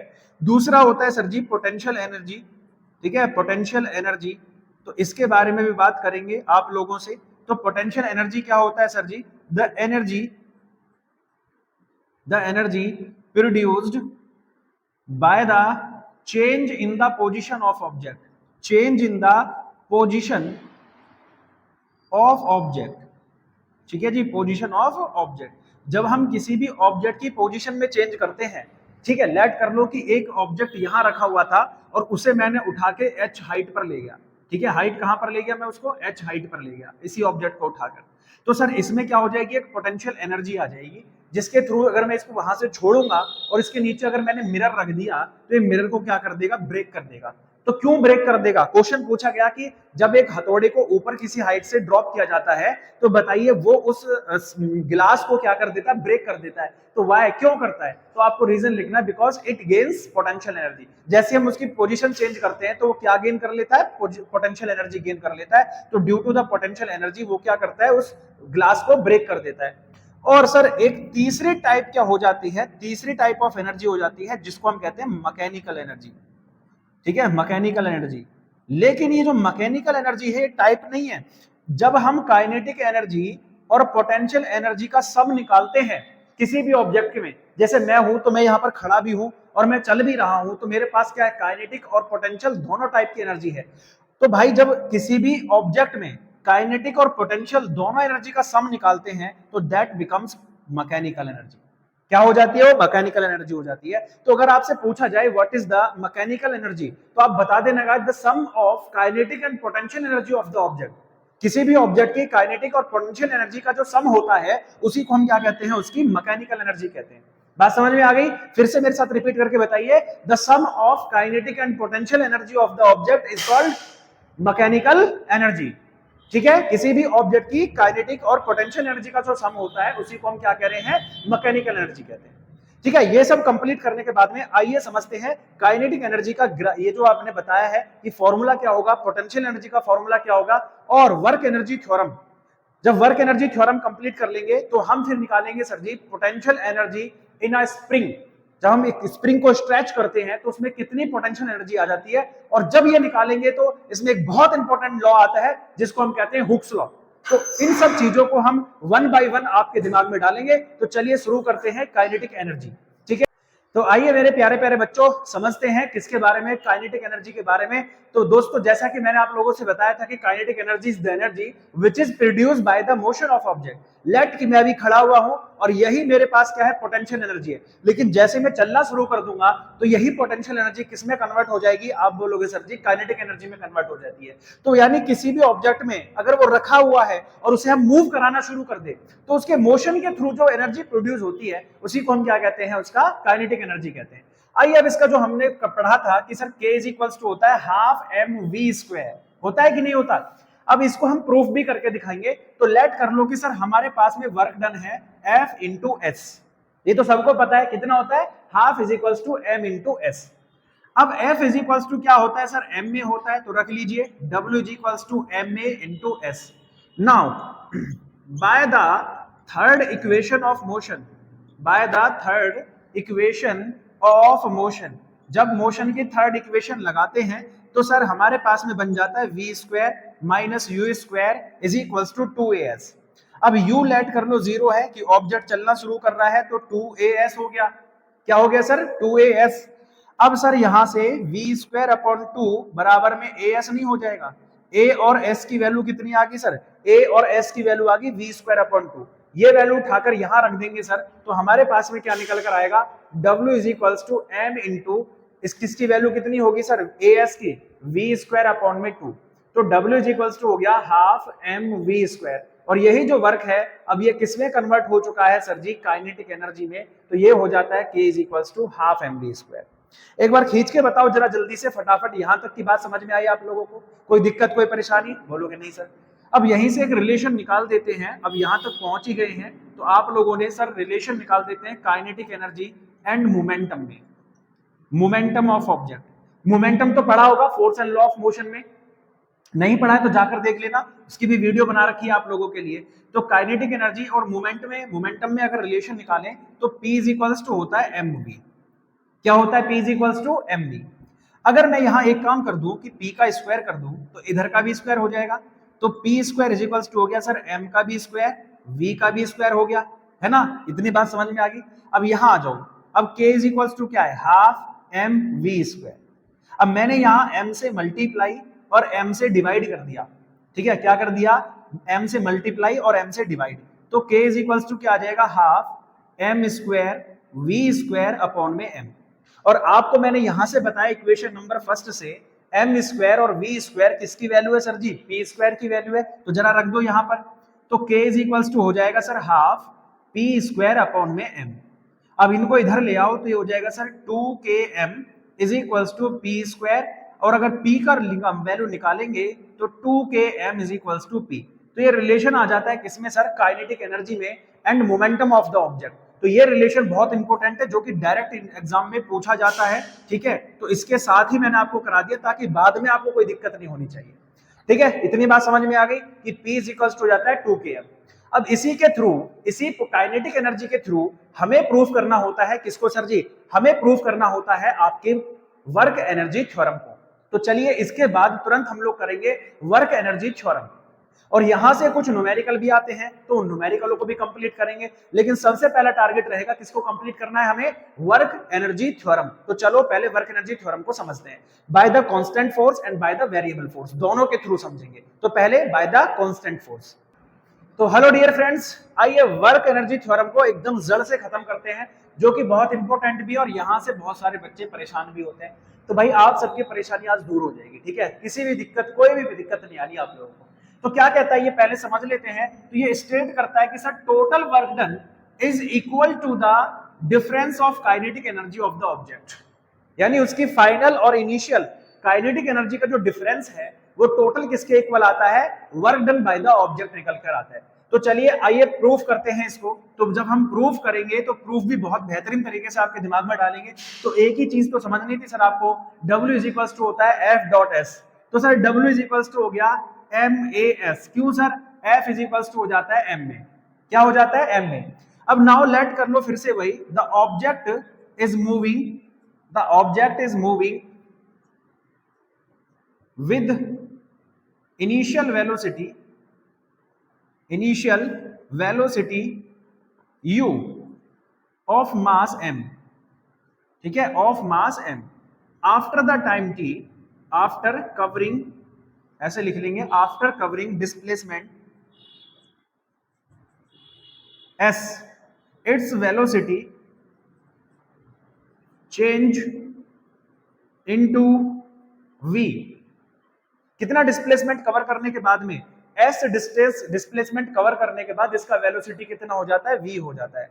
देन आप बोलोगे sir v square minus you square is equals to हो गया 2as। पुट कर दीजिए यहां पर, तो आप बोलोगे sir w is equals to हो गया कितना हमारे पास में सर? MAS। ये तो है ही। अब यहां से as की वैल्यू रखो, as की वैल्यू कितना आ जाएगा sir? w is equals to, है ना, यहां रख लीजिए। चलिए तो W is equals to M और A और S की वैल्यू यहां से निकालोगे तो v square minus you square upon में 2, तो W इज इक्वल टू हो गया m we square m u square upon में 2। इतना तो समझ में आता है, m की मल्टीप्लाई दोनों तरफ हो जाएगी।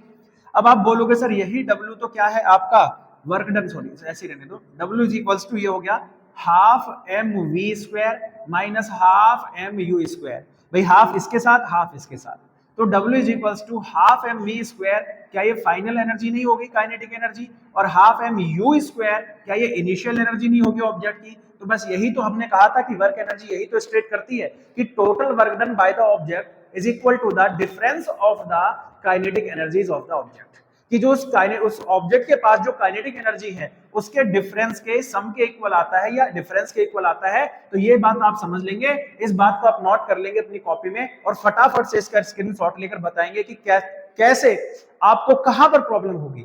ठीक है, तो आप मुझे कमेंट में बताएंगे कि कैसा रहा ये आपको, ठीक है, कि आपको समझ में आया या नहीं। मतलब यार एक बात मुझे बताओ, इसमें करना ही क्या था sir, W is equals to F S, तो एफ एस क्या होता है सर, एफ की वैल्यू एम में होती है और एस रख दिया हम लोगों ने, v square minus you square 2as होता है, यहां से ए एस की वैल्यू निकाली तो sir v square minus you square upon 2 आ जाएगा। हमने दोनों के मल्टीप्लाई कर दिया तो ये इक्वेशन बन गई, इन दोनों को अलग रख दिया तो क्या आ गया sir, final and kinetic energy आ गई। मतलब है क्या इसमें, छोटी सी तो बात है, यू ही प्रूव कर देंगे सर, करना कुछ नहीं, W is equals to F into S को याद रखना, बात खत्म। अब ये तो थी कांस्टेंट फोर्स के थ्रू, अब हम निकालेंगे किसी वेरिएबल फोर्स के थ्रू। तो अब चाहे वेरिएबल के लिए निकाल लूं चाहे मैं कांस्टेंट फोर्स के लिए निकाल लूं, स्टेटमेंट तो दोनों की सेम रहेगी ना, बोलोगे हाँ जी सर। तो चलिए निकालते हैं work energy theorem by the variable force, energy theorem by a variable force. तो भाई हमारे पास में वेरिएबल फोर्स के थ्रू जैसा कि हम लोग जानते हैं कि सर वर्क डन जो निकलता है वो dW इज इक्वल टू होता है फोर्स इनटू डिस्प्लेसमेंट। कहां से कहां तक लिमिट लग जाएगी, u से लेकर v तक, ठीक है।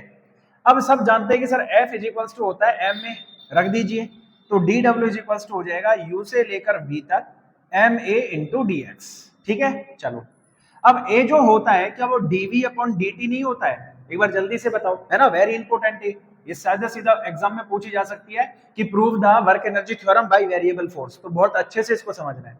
तो एक्सीलरेशन क्या होता है sir, change in velocity with respect to time, तो dw का w हो गया u से लेकर v तक, m तो m है, a की जगह कितना आ गया dv अपॉन dt इनटू में dx, m बाहर ले लीजिए, m का कोई काम नहीं है, u से लेकर v तक, ठीक है।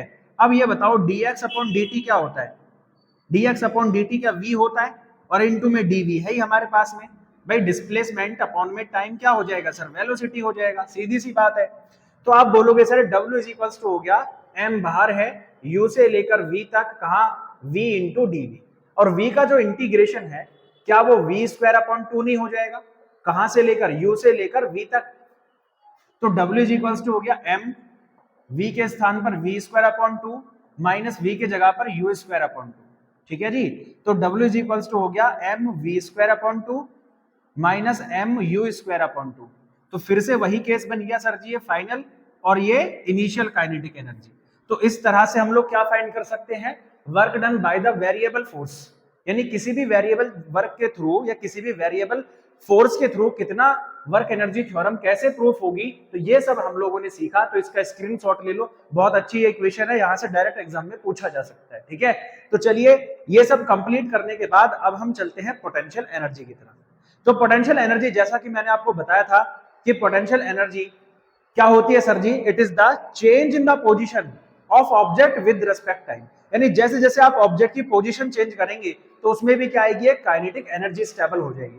और वो कितनी काइनेटिक एनर्जी स्टेबल होगी, अलग अलग वे में अलग अलग तरह से पूछेंगे, जिसमें सबसे पहले आता है कि पोटेंशियल एनर्जी इन द, ठीक है, ध्यान से समझना, potential energy in the spring, जब किसी स्प्रिंग को हम स्ट्रेच करते हैं तो उसमें कितनी पोटेंशियल एनर्जी स्टोर हो जाएगी, इस बात को हम समझेंगे, ठीक है।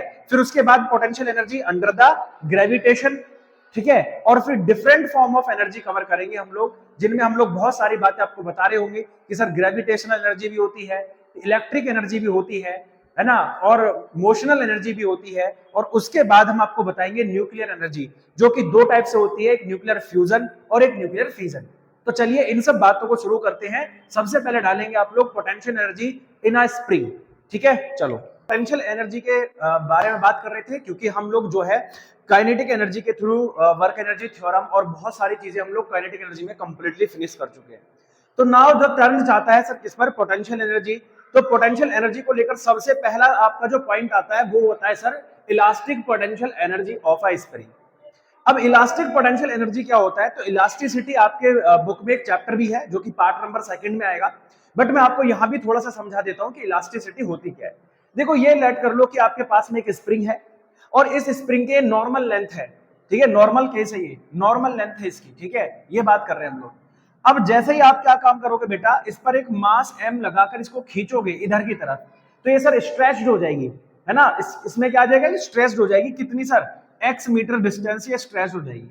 अच्छा जी, अब जैसे आप इसको छोड़ोगे तो ये स्ट्रेच होके क्या होगी सर, वापस अपनी नॉर्मल पोजीशन में आने की कोशिश करेगी, है ना, जैसे आप इस वेट को हटा दोगे वापस से क्या आ जाएगी सर, ये अपनी पोजीशन में आने की कोशिश करेगी। तो इस प्रॉपर्टी को ही हम क्या कहते हैं, इलास्टिसिटी कहते हैं। यानी किसी भी ऑब्जेक्ट के पास ऐसी प्रॉपर्टी होती है कि वो अपनी ओरिजिनल शेप को रीगेन करती है या रिस्टोर करती है, तो ऐसी प्रॉपर्टी का नाम होता है इलास्टिसिटी। तो हम इस इलास्टिसिटी के अगेंस्ट वर्क कर रहे हैं, इसीलिए जो वर्क है वो किसमें कन्वर्ट हो गया, पोटेंशियल एनर्जी में। किसमें वर्क कन्वर्ट हो जाएगा, पोटेंशियल एनर्जी में। तो आप बोलोगे सर जो हुक्स लॉ क्या स्टेट करता है, ये बहुत इंपॉर्टेंट है। हुक्स लॉ ये स्टेट करता है कि जब आप इस तरह से किसी भी ऑब्जेक्ट को स्ट्रेच करते हो तो आप बोलोगे सर उस पर जो लगने वाला फोर्स है वो डिस्प्लेसमेंट के प्रोपोर्शनल होता है। इसका मतलब यह है कि सर जितना ज्यादा फोर्स लगाओगे ऑब्जेक्ट उतना ही ज्यादा स्ट्रेच हो जाएगा, और जितना कम फोर्स लगाओगे उतना ही कम स्ट्रेच होगा। और ये जो नेगेटिव साइन है ये बता रहा है कि ये जो फोर्स है वो फोर्स कौन सा है, रीस्टोरिंग फोर्स है। कौन सा फोर्स है बेटा, रीस्टोरिंग फोर्स। याद रखना कि कौन सा फोर्स होता है, रीस्टोरिंग फोर्स। और जब भी हम प्रिपोजिशनल साइन हटाते हैं there is a constant here, जो क्या है आपका सर जी माइनस का kx। k क्या सर यहाँ पर, तो यहां पर लिख लेंगे आप, यह है सर हुक्स कांस्टेंट। क्या है सर, ये हुक्स कांस्टेंट होता है, ठीक है। अब बाद में बात करते हैं कि sir we have to work, ठीक है, we have to work against, क्योंकि ये रिस्टोरिंग फोर्स क्या चाहता है, ये रिस्टोरिंग फोर्स कहता है कि भाई ये ऑब्जेक्ट किस में बनी रहे, अब इसी फोर्स में बनी रहे, अपनी ओरिजिनल शेप में बनी रहे, लेकिन हमें तो इसे खींचना है। तो जब हम इसे खींचेंगे तो we have to work against the restoring force, है ना, हमें इस रिस्टोरिंग फोर्स के अगेंस्ट काम करना पड़ेगा, और वही जो काम है वो क्या बन जाएगा आपका, पोटेंशियल एनर्जी। तो आप बोलोगे sir then dw is equals to हो जाएगा फोर्स इनटू डिस्प्लेसमेंट, लेकिन हम अगेंस्ट काम कर रहे हैं तो साइन कैसा आएगा, नेगेटिव साइन आएगा। अब नाउ इंटीग्रेशन भी कर देंगे क्योंकि हमें होल वर्क निकालना है। तो आप बोलोगे सर dw का क्या हो गया, w कहां से लेकर, 0 से लेकर x तक, कहां से, 0 से लेकर x तक, पहले कोई स्ट्रेच नहीं था, बाद में कितना स्ट्रेच हो गया सर, x, तो 0 से लेकर x तक। अब आप बोलोगे सर यहाँ f की वैल्यू पुट कर दो, तो f कितना है, माइनस तो यहाँ पहले से ही है, और यहाँ भी कितना है, माइनस kx इंटू dx। ठीक है जी, इतनी बात समझ में आ गई। अब आप बोलोगे sir dw is equal to हो गया माइनस माइनस प्लस, k बाहर आ जाएगा और x इंटू dx। तो x का जो इंटीग्रेशन है वो मेरे सारे भाइयों को पता होगा कि सर x का इंटीग्रेशन होता है एक्स स्क्वायर अपॉन में 2, कहां से लेकर सर, 0 से लेकर x तक। तो आप लिमिट पुट करेंगे तो आप बोलोगे सर k, पहले x की जगह पर x है तो एक्स स्क्वायर बाई 2, फिर x के स्थान पर 0 रखना है तो 0 बाई 2, तो 0 तो भाई 0 हो जाता है, तो w इज इक्वल टू हो गया k एक्स स्क्वायर बाई 2, जिसको हम ऐसे लिख सकते हैं हाफ k एक्स स्क्वायर। तो ये पोटेंशियल एनर्जी किसमें स्टोर हो जाती है, किसी भी इलास्टिक स्प्रिंग में। क्यों, क्योंकि हम उसमें सर इलास्टिसिटी के अगेंस्ट काम करते हैं, तो इतना पोटेंशियल एनर्जी उसमें स्टोर हो जाता है।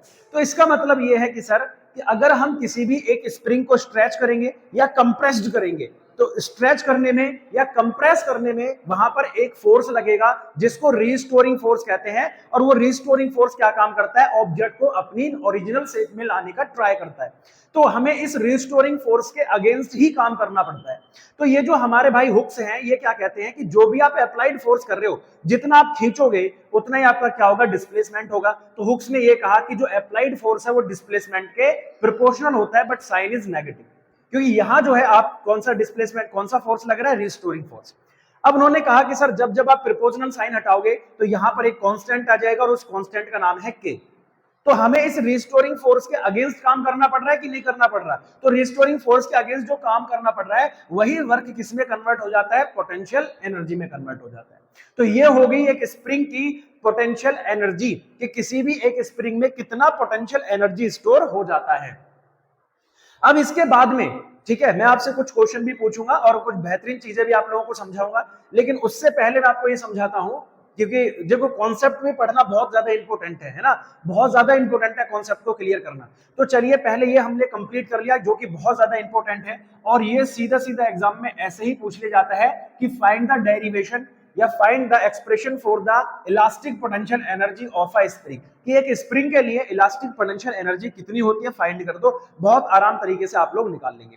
अच्छा, जब भी किसी स्प्रिंग में हम लोग ऐसे बात कर रहे हैं, जो हम उसे स्ट्रेच कर रहे थे तो उसमें काइनेटिक और पोटेंशियल दोनों टाइप की एनर्जी होती है, तो इनका सर एक कंबाइंड ग्राफ क्या आएगा, काइनेटिक और पोटेंशियल एनर्जी का ग्राफ क्या रहेगा, ये बारे में बात करेंगे। लेकिन उससे पहले बात करेंगे हम किसके बारे में, कि potential energy due to gravitation, कि ग्रेविटेशन फोर्स जब लगेगा तो उसके थ्रू कितनी पोटेंशियल एनर्जी हो जाएगी। तो चलिए सबसे पहला हेडिंग हमारा यही रहेगा, फिर ग्राफ के बारे में करेंगे, और फिर यहां से कुछ कॉन्सेप्चुअल क्वेश्चन के साथ साथ न्यूमेरिकल क्वेश्चन भी आपको प्रैक्टिस करा दिए। तो चलिए स्टार्ट करते हैं। मेरे बच्चों इसको भी समझ लेते हैं कि potential energy due to gravitation कितना होता है। भाई हम लोग जानते हैं कि sir work done by an object, ठीक है, कोई भी ऑब्जेक्ट जब वर्क डन करता है तो W इज इक्वल्स टू होता है फोर्स इनटू डिस्प्लेसमेंट, ठीक है जी, फोर्स इनटू डिस्प्लेसमेंट। अब यहां आपको पता है कि जब हम अर्थ के अगेंस्ट जाएंगे, ठीक है, अर्थ के अगेंस्ट जाएंगे तो क्या करना सर, हमें h हाइट पर जाएंगे, तो जो हम s ले रहे हैं वो क्या हो जाएगा, h हो जाएगा, and F is equals to होता है ma, लेकिन यहां जो a है सर वो g होगा, एक्सीलरेशन ड्यू टू ग्रेविटी, ठीक है, जिसको हम क्या कहते हैं, एक्सीलरेशन ड्यू टू ग्रेविटी कहते हैं।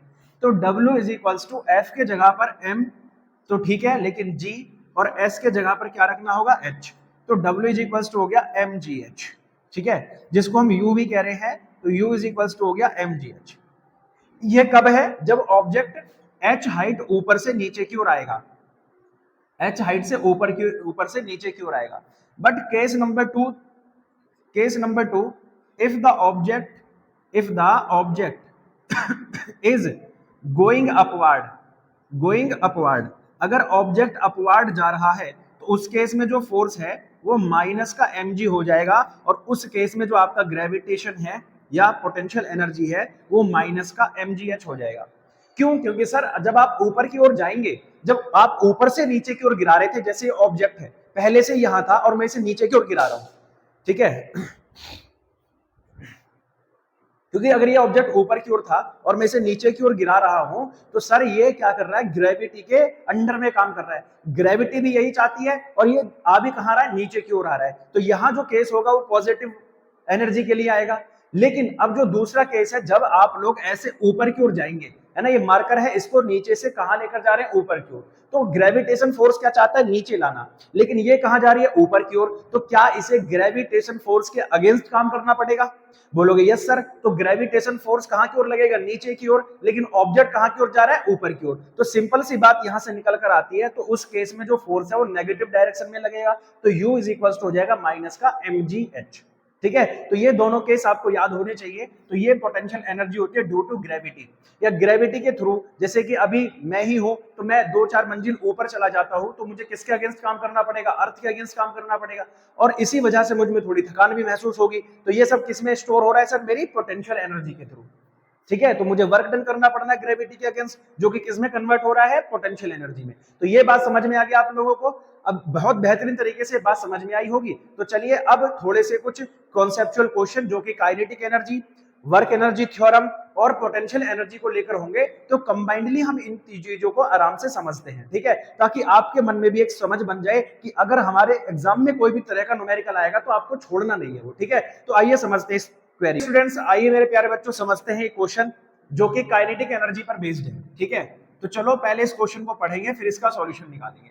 कह रहा है a force of 10 Newton applied on a body, एक फोर्स है जो 10 न्यूटन का फोर्स है, कितने न्यूटन का फोर्स है, 10 न्यूटन का force, applied on a body of mass 10 kg, एक ऐसी बॉडी पर लगाया जाता है जिसका मास भी कितना है, 10 kg है, so that the object comes into the motion, जिसकी वजह से ऑब्जेक्ट किस में आ जाता है, मोशन में आ जाता है, फ्रॉम रेस्ट। तो भाई find the kinetic energy after 2 second, बहुत ही ज्यादा बढ़िया और जबरदस्त क्वेश्चन है मेरे भाई, तो सारे बच्चों को अच्छे से समझना है। देखो यहां बहुत सारे बच्चे फंस सकते हैं, इसलिए आराम से समझना। एक फोर्स है 10 न्यूटन का जो किसी बॉडी जिसका मास कितना है 10 kg पर अप्लाइड होता है, सो दैट ऑब्जेक्ट किस में आ जाता है, मोशन में आ जाता है फ्रॉम रेस्ट। अगर रेस्ट से है तो u हमारा हो गया 0, लेकिन v हमें गिवन नहीं है और हमें क्या करनी है, t गिवन है 2 सेकंड और इसमें हमें निकालनी है काइनेटिक एनर्जी। अब काइनेटिक एनर्जी होती है हाफ mv स्क्वायर। तो सबसे पहला मेरा काम है, m तो दिया है, m तो दिया है, लेकिन क्या नहीं दिया है, v नहीं दिया है। तो मेरा सबसे पहला काम है v फाइंड करने का। अब यहां पर क्या गिवन है, f, तो f इज इक्वल्स टू क्या होता है, m में, और भाई a की वैल्यू आप सब जानते हैं v minus you upon T होती है। तो भाई f है 10 न्यूटन, m भी 10 kg है, v पता नहीं, u 0 है और t कितना है, 2 है। ठीक है, तो आप इस 2 से इसको काटेंगे 5 टाइम, तो 10 इज इक्वल्स टू आ गया 5v, और v से इसको कैंसिल करेंगे तो v आ गया सर 2 मीटर पर सेकेंड। है जी, कितना आ गया, 2 मीटर पर सेकेंड। अब इतनी वेलोसिटी से ऑब्जेक्ट चल रहा है तो भाई काइनेटिक एनर्जी तो सिंपल हो गया, हाफ एम वी स्क्वायर हो जाता है। ठीक है, तो आप यहां पर करेंगे sir k is equals to half, m की वैल्यू 10 है और v की वैल्यू 2 का स्क्वायर है, तो हाफ इंटू 10 इंटू 4, 4 से इसको काट देंगे तो आप बोलोगे sir ji 20 joule of energy आपका आ गया। अब देखो, दिखने में कैलकुलेशन की वजह से आसान लग रहा होगा, लेकिन मैं आपको गारंटी देता हूं कि ऐसे क्वेश्चन बच्चों को फंसा देते हैं। रीजन क्या है, क्योंकि उनको ये चीज करने में थोड़ा सा प्रॉब्लम आ सकती है कि भाई एफ दिया है लेकिन वी कहां से लेकर आए। ठीक है, तो अब ध्यान रखना इस चीज को, तो इसलिए मैंने आपको ये बड़ा प्यार से समझाया कि हर एक चीज आपको समझ में आनी चाहिए। ठीक है, चलिए अब नेक्स्ट क्वेश्चन की तरफ आगे बढ़ते हैं। किस तरह के क्वेश्चंस आपको देखने के लिए मिलेंगे, तो नेक्स्ट क्वेश्चन की तरफ, नेक्स्ट फेज की तरफ चलते हैं। ठीक है, तो नेक्स्ट क्वेश्चन हमारे तरफ ये आके दे रखा है आपका कि अब इसको भी बहुत आसानी से समझना है, तभी आप लोग समझ पाएंगे। देखो, जो क्वेश्चन का जो समझने का तरीका है ना, कम से कम क्वेश्चन को आप लोगों को 1 से 2 बार पढ़ना चाहिए, तब आपके दिमाग में वो अच्छे से सेट होता है। तो इसलिए क्वेश्चन पढ़ने का भी तरीका आपको आना चाहिए।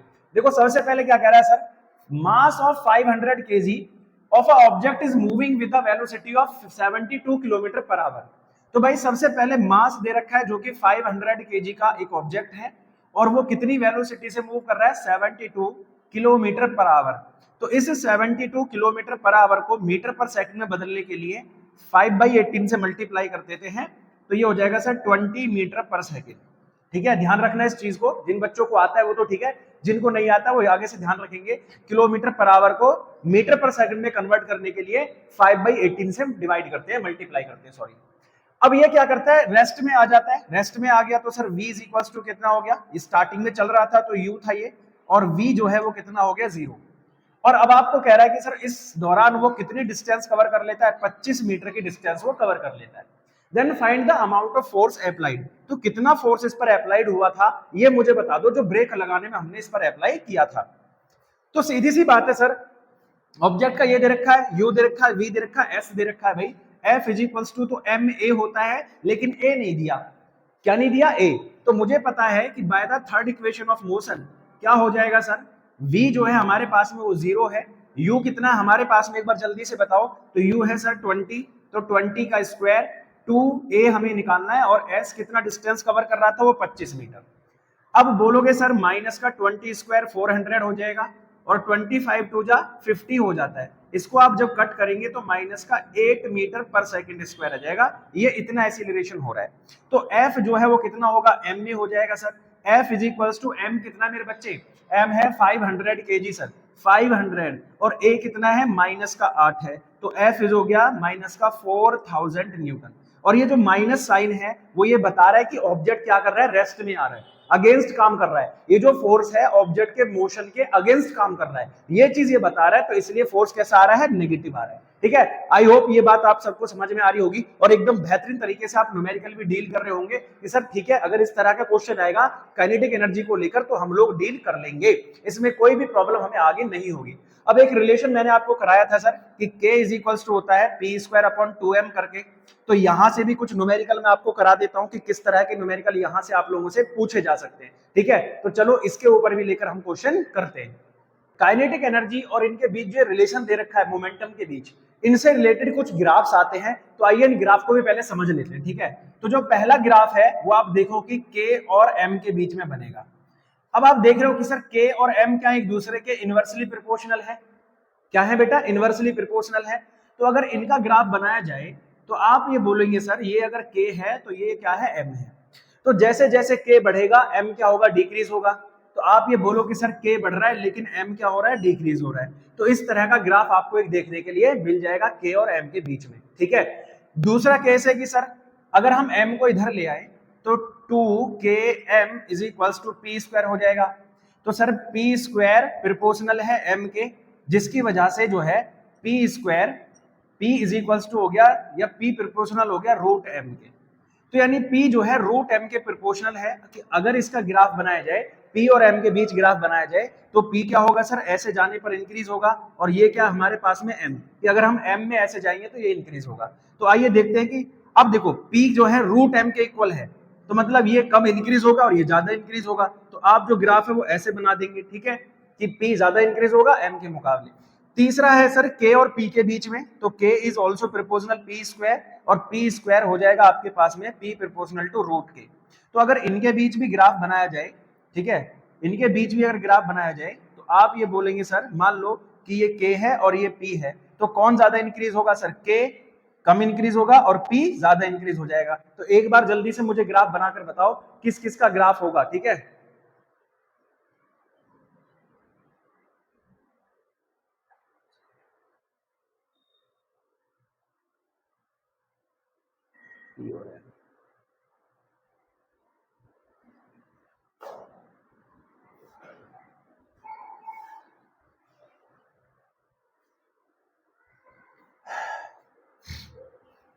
तो सेकंड ग्राफ जो बनेगा बेटा वो किसके बीच बनेगा, आप बोलोगे sir k is equals to P square upon 2m। तो अगर इसको लेकर आएंगे तो p square proportional to m, तो p proportional to root m। तो अगर रूट m और p के बीच ग्राफ बनाएंगे तो आप बोलोगे सर ये p है और ये m है। तो भाई m को ज्यादा काम करना पड़ रहा है p के मुकाबले, तो आप बोलोगे जो ग्राफ है वो ऐसे हो जाएगा कर्व्ड, ठीक है, ग्राफ इस तरह से कर्व्ड हो जाएगा, ठीक है। यहां पर काइनेटिक एनर्जी क्या रहेगी, कांस्टेंट रहेगी, क्या रहेगी, कांस्टेंट, ठीक है। काइनेटिक एनर्जी का कोई लेना देना नहीं है, जो के है वो कांस्टेंट हो जाएगा। अब जो थर्ड केस है के और पी के बीच में, तो K is also proportional to P square, तो P is also proportional to root K. तो अगर इनका ग्राफ बनाते हैं के और पी के बीच में, तो के यहाँ है पी यहाँ है, तो अब की बार कौन ज्यादा होगा, पी, के ज्यादा होगा। और यहाँ पर कौन कांस्टेंट रहेगा, मास इज कांस्टेंट, किसी भी ऑब्जेक्ट का मास क्या रहेगा, कांस्टेंट रहेगा। तो ये तीन ग्राफ जो आपको बहुत अच्छे तरीके से समझने हैं, शायद आपके समझ में आए भी होंगे, ठीक है। तो ये तीन ग्राफ जो आपको बहुत बढ़िया तरीके से क्लियर करने थे वो मैंने आपको समझा दिए हैं। तो जो लिखा हुआ है कि भाई यहाँ पर k जो है पी स्क्वायर अपॉन 2m के, तो k इनवर्सली प्रोपोर्शनल टू होता है m, यानी k इंक्रीज होगा तो m डिक्रीज होगा, k इंक्रीज हो रहा है तो m क्या हो रहा है, डिक्रीज हो रहा है। इस तरह से ग्राफ बन जाएगा। तो p स्क्वायर किसके प्रोपोर्शनल है, m के, तो p स्क्वायर रूट m होता है। तो यानी आप यह सोचकर बताओ कि भाई p ज्यादा होने पर m क्या रहेगा, कम रहेगा, तो p ज्यादा होने पर m क्या हो जाएगा, कम हो जाएगा, डिक्रीज होने लग जाएगा। फिर ऐसे यहाँ पर k और p, तो k जैसे जैसे इंक्रीज हो जाएगा p क्या हो जाएगा, p कम होने पर k कम होने पर p ज्यादा होगा। तो इस हिसाब से ये ऊपर की तरफ ग्राफ बन जाएगा। तो ये तीनों ग्राफ आपको एकदम बढ़िया से समझ में आने चाहिए और आ गए होंगे, इतनी मेरी गारंटी है, ठीक है। तो इन ग्राफ्स को अच्छे से समझना। उसके बाद सर यहाँ से किस तरह के न्यूमेरिकल आते हैं, तो आइए इनको भी समझते हैं, ठीक है। काइनेटिक एनर्जी कितनी होगी किसी भी ऑब्जेक्ट की, ठीक है, तो ये सब चीजें से लेकर यहाँ पर न्यूमेरिकल बनते हैं। तो एक दो न्यूमेरिकल मैं आपको यहाँ से भी करा देता हूँ। तो मैंने आपके लिए दो क्वेश्चन लिखे हैं और दोनों ही बहुत ज्यादा जानदार और बेहतरीन हैं। इनको करने के बाद आपको और कोई दिक्कत नहीं है करने में, ठीक है। तो पहला क्वेश्चन आप समझते हैं, ठीक है, ध्यान से समझिएगा। An object of mass 10 kg, एक ऑब्जेक्ट का मास है 10 kg, ठीक है, सिंपल सी बात है। हैज अ मोमेंटम ऑफ 50, यानी पी दे रखा है उसका 50 kg मीटर पर सेकंड स्क्वायर, उसका क्या है सर, मोमेंटम है। तो फाइंड इट्स काइनेटिक एनर्जी, के हमें फाइंड करना है, ठीक है, सिंपल सी बात है। तो हमें जो फॉर्मूला पता है k इज इक्वल टू होता है पी स्क्वायर अपॉन 2m। तो सर p की वैल्यू है 50 इसका स्क्वायर और m की वैल्यू है 10। तो k इज इक्वल टू हो गया 50 का स्क्वायर कितना होता है सर जी, 5 5 जा 25 और 100 हो जाएगा और 2 इंटू 10 हो जाएगा, ठीक है। 2 से इसको कट कर देंगे, जब इसको इससे कट करेंगे तो k की वैल्यू आ जाएगी 125 जूल, ठीक है, सिंपल सी बात है। इसमें तो कोई दिक्कत है नहीं, परेशानी है नहीं।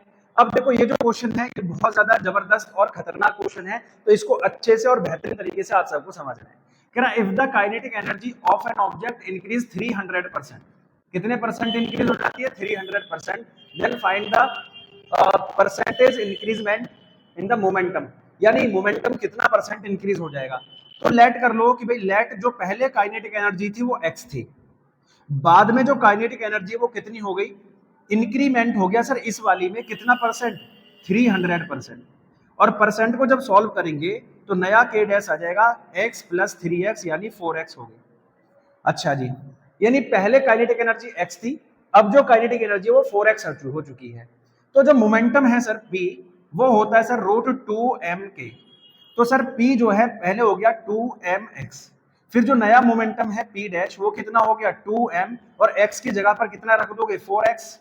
तो सर जी p डैश हो गया, ये जो 4 है ये 2 बाहर आ जाएगा और अंदर बचेगा 2mx। अब 2mx क्या है सर जी, p है। तो नया जो p डैश है वो पहले वाले का कितना हो गया, डबल हो गया। अब यहाँ जो परसेंटेज निकालते हैं तो वो delta p upon p into 100 करते हैं। तो डेल्टा p कितना है सर जी, तो p dash minus p upon में p इंटू 100। ठीक है जी। अब जो p डैश है वो कितना है 2p, और पुराना p है अपॉन p इंटू 100। तो 2p में से p गया, p बाई p इंटू 100 हो गया।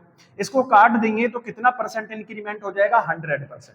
तो इसका मतलब है कि अगर किसी ऑब्जेक्ट की काइनेटिक एनर्जी 300% इंक्रीज हो जाती है तो मोमेंटम कितना हो जाएगा, 100% इंक्रीज हो जाएगा। कितना परसेंट, 100% इंक्रीज हो जाएगा। तो आई थिंक ये सारी बातें आपको समझ में आई होंगी। बहुत बेहतरीन, जबरदस्त, दोनों क्वेश्चन इंपॉर्टेंट है, स्क्रीनशॉट ले लो या फिर इनकी प्रैक्टिस कर लो, क्योंकि ऐसे क्वेश्चन ही एग्जाम में आपको परेशान कर सकते हैं। तो चलिए आगे चलते हैं, हम लोग कुछ इंपॉर्टेंट बातें बताते हैं जिनमें मैं बात कर रहा था सर जी किसके बारे में। जो सबसे पहला टॉपिक था वो था सर हमें जो काम करना है वो किस पर करना है, कि सर हमें सबसे पहले काम करना है किस पर, डिफरेंट काइंड ऑफ एनर्जी। लेकिन सारी एनर्जी पढ़ने की जरूरत नहीं है, कुछ इंपॉर्टेंट एनर्जी जिनको हमें पढ़ना है, जिनमें सबसे पहली आती है सर जी कौन सा, आपका nuclear fission and nuclear fusion, और उसके बाद कंजर्वेशन ऑफ एनर्जी। तो चलिए इनके ऊपर हम काम करते हैं। ठीक है, इंपॉर्टेंट बातें जो मुझे आपको समझानी है तो वो मैं बातें आपको समझा रहा हूं। ठीक है, इसे ध्यान से समझिएगा। देखो सबसे पहला होता है कि सर कंजर्वेशन ऑफ एनर्जी क्या होता है। ठीक है, और फिर आइंस्टीन थ्योरी, ये बहुत ज्यादा इंपॉर्टेंट है क्योंकि इसी से रिलेटेड है न्यूक्लियर फ्यूजन और इसी से रिलेटेड है न्यूक्लियर फिजन। तो सबसे पहले हम बात करेंगे फिजन को लेकर और फिर हम बात करेंगे फ्यूजन को लेकर। ठीक है, तो इसलिए सबसे पहले हमें ये पढ़ना होगा कि कंजर्वेशन ऑफ एनर्जी क्या कहती है। तो it state that energy neither be created nor be destroyed, it can only transfer from one form to another form. यानी कहने की बात यह है कि एनर्जी किसी भी तरह की एनर्जी हो, जैसे समझो कि मैं अभी यहाँ पर क्या कर रहा हूँ, मैं खाना खा के आया और मैंने यहाँ पर ये वीडियो बनाना शुरू किया। तो भाई आप बोलोगे सर जब मैंने खाना खाया तो मेरे अंदर क्या हुई, एनर्जी स्टोर हुई। अब ये किसी और फॉर्म में स्टोर हुई, जिसके बाद अभी मैं यहाँ पर क्या कर रहा हूँ, वर्क कर रहा हूँ, चाहे मैं काइनेटिक वर्क कर रहा हूँ चाहे मैं मैकेनिकल वर्क कर रहा हूँ। तो ये जो एनर्जी है अब ये धीरे धीरे जो मेरी एनर्जी है वो डाउन होती चली जाएगी। क्यों? क्योंकि जो मेरी एनर्जी है वो किसी दूसरे फॉर्म में कन्वर्ट होती जा रही है, लेकिन एनर्जी कभी भी डिस्ट्रॉय नहीं होती। तो इसलिए कहा गया है कि इस energy neither be created nor be destroyed, ना तो एनर्जी कभी क्रिएट होती है और ना ही डिस्ट्रॉय होती है, ये केवल एक फॉर्म से दूसरी फॉर्म में ट्रांसफर होती रहती है। क्या होती रहती है? एक फॉर्म से दूसरी फॉर्म में ट्रांसफर होती रहती है। तो ये तो रहा किसका सर, कंजर्वेशन ऑफ एनर्जी का कॉन्सेप्ट। लेकिन आइंस्टीन जो थ्योरी है, तो बिफोर 19th सेंचुरी ऐसा माना जाता था कि मास और एनर्जी दो अलग अलग कॉन्सेप्ट हैं, यानी मास को हमें अलग पढ़ना होगा और एनर्जी को अलग पढ़ना होगा। मास और एनर्जी में कोई रिलेशन नहीं है। बात समझ में आई? लेकिन 19th सेंचुरी में जो हमारे आइंस्टीन है वो एक कॉन्सेप्ट देते हैं और वो क्या प्रूव करते हैं कि भाई मास can be converted into energy, कि मास को किसमें कन्वर्ट कर सकते हैं, एनर्जी में कन्वर्ट कर सकते हैं। बात समझ में आ रही है कुछ, कि मास can be converted into energy, यानी मास को एनर्जी में कन्वर्ट किया जा सकता है। और इसके लिए उन्होंने एक इक्वेशन दी जिसका नाम है E is equals to mc²। यानी इस इक्वेशन के थ्रू आप किसी भी मास को एनर्जी में कन्वर्ट कर सकते हैं। हालांकि इसका अभी तक कोई प्रूफ नहीं है, बिकॉज ऑफ, क्योंकि कुछ कहानी है इसके पीछे, बस इतना ही है। अगर ये जिस दिन हो गया तो शायद टाइम मशीन भी इंक्लूडेड हो जाए या उसका इन्वेंशन हो जाए, तो ये इसके पीछे कहानी बहुत अच्छी है। अब न्यूक्लियर फिजन क्या है, तो इसी से रिलेटेड है न्यूक्लियर फिजन। न्यूक्लियर फिजन ये कहता है कि भाई जब हम एक हैवी न्यूक्लियस को, ठीक है ये हैवी न्यूक्लियस है, जब इस हैवी न्यूक्लियस को हम लोग न्यूट्रॉन बम्बार्डिंग करते हैं, न्यूट्रॉन की बम्बार्डिंग करते हैं, तो ये हैवी न्यूक्लियस दो स्मॉल न्यूक्लियस में टूट जाता है, दो स्मॉल न्यूक्लियस में टूट जाता है और यहाँ से एक हैवी एनर्जी ट्रांसफर होती है, हैवी एनर्जी यहाँ से बाहर निकलती है। तो इस प्रोसेस को कहते हैं न्यूक्लियर फिजन। अब दूसरा होता है न्यूक्लियर फ्यूजन। तो फ्यूजन क्या होता है कि सर दो स्मॉल न्यूक्लियस कंबाइन होकर एक हैवी न्यूक्लियस बनाते हैं और जब ये हैवी न्यूक्लियस बनता है तो यहाँ से भी हैवी एनर्जी बनती है, लेकिन ये प्रोसेस अर्थ पर पॉसिबल नहीं है, क्योंकि इसको चलाने के लिए बहुत, इसे शुरू करने के लिए ही पहले बहुत हाई अमाउंट ऑफ एनर्जी चाहिए, जो कि अर्थ पर नहीं है। ठीक है, अब ये कहाँ है? तो ऐसा माना जाता है कि जो सन का सोर्स ऑफ एनर्जी है वो यही है न्यूक्लियर फ्यूजन। तो ये दो चीजें आपको समझनी है, which is called nuclear energy. क्या होती है न्यूक्लियर एनर्जी? कभी कभी पूछ लेता है 1-2 नंबर में, इसलिए मेरा समझाने का फर्ज था, तो मैंने आपको ये समझाया। अभी चलते हैं हम proof of conservation of mechanical energy. ठीक है, तो चलो, एनर्जी जो है किसी भी फॉर्म में चली जाए, लेकिन टोटल मैकेनिकल एनर्जी क्या है? एवरी पॉइंट पर सेम होगी। फॉर एग्जाम्पल मैं आपको बता दूं कि सर मैकेनिकल एनर्जी जो होती है, ठीक है जी, मैकेनिकल एनर्जी जो होती है वो आप सबको पता है कि sir sum of kinetic plus potential energy होता है। तो अब लेट कर लीजिए कि सर हमारे पास में एक m मास का ऑब्जेक्ट है, ठीक है, m मास का ऑब्जेक्ट है जो कि डिफरेंट डिफरेंट पोजीशन पर है। जैसे पॉइंट नंबर ए पर है पहले यहां, फिर पॉइंट नंबर बी पर है, और फिर पॉइंट नंबर सी पर है। तो इसका जो sum of kinetic and potential energy है वो तीनों ही जगह पर कैसा होगा? सेम होगा। ये मुझे आपको प्रूफ करके दिखाना है, और जब ये प्रूफ हो जाएगा तो मैं लिख दूंगा लास्ट में कि hence the total mechanical energy of an object is conserve. तो लेट कर लिए कि जब सर ये जो हाइट है टोटल, वो कितनी हाइट है? h हाइट है ना, यहां से यहां तक कितनी हाइट है? h। और मैंने यहां से जब ऑब्जेक्ट को ड्रॉप किया तो उसने कितनी हाइट कवर कर ली? ऊपर से h। तो नीचे से कितनी हाइट बची? तो नीचे से बचेगी sir capital H minus h। ये बात कितने बच्चों को समझ में आ गई? सर टोटल हाइट है h, ऊपर से मैंने ड्रॉप किया तो ऑब्जेक्ट ने h हाइट कवर की, कहां पहुंचने में? पॉइंट बी तक पहुंचने में। तो सर नीचे से कितना डिस्टेंस बचा b का? सर टोटल था h, ऊपर से स्मॉल h कवर कर चुका है, तो नीचे से कितना बचा? Capital H minus h। जैसे सिंपल सी बात यह है कि मेरे पास 50 रुपए हैं, तो 50 रुपए टोटल है और 20 मैंने खर्च कर दिए, तो कितने बचे? बोलोगे सर 50 माइनस 20 तो कितना हो गया? 30। तो सीधी सी बात यहां पर भी वही लिखा गया है। तो अब मैं निकाल रहा हूं at the point A, at the point A. Point A पर हम निकालेंगे सबसे पहले। अब आप पॉइंट ए पर क्या है? Object is in rest. Object rest में रखा हुआ है। तो यहां बोलोगे सर यहां जो काइनेटिक एनर्जी है वो कितना है? ऑब्जेक्ट की 0 है। एंड जो पोटेंशियल एनर्जी है वो कितनी है sir? Potential energy U is equal to होता है mgh। लेकिन यहाँ जो mg है वो तो ठीक है, लेकिन h क्या है सर? कैपिटल H है। ठीक है, मैकेनिकल एनर्जी कितनी हो जाएगी? तो मैकेनिकल एनर्जी होती है sir kinetic energy plus potential energy. अब काइनेटिक एनर्जी तो 0 है और पोटेंशियल एनर्जी mgh है, तो टोटल वैल्यू ही आ गई mgh। केस नंबर फर्स्ट, यानी केस नंबर फर्स्ट पर जब हम देखते हैं तो सर टोटल एनर्जी जो आती है मैकेनिकल एनर्जी वो कितनी आ जाती है? mgh निकल कर आ जाती है।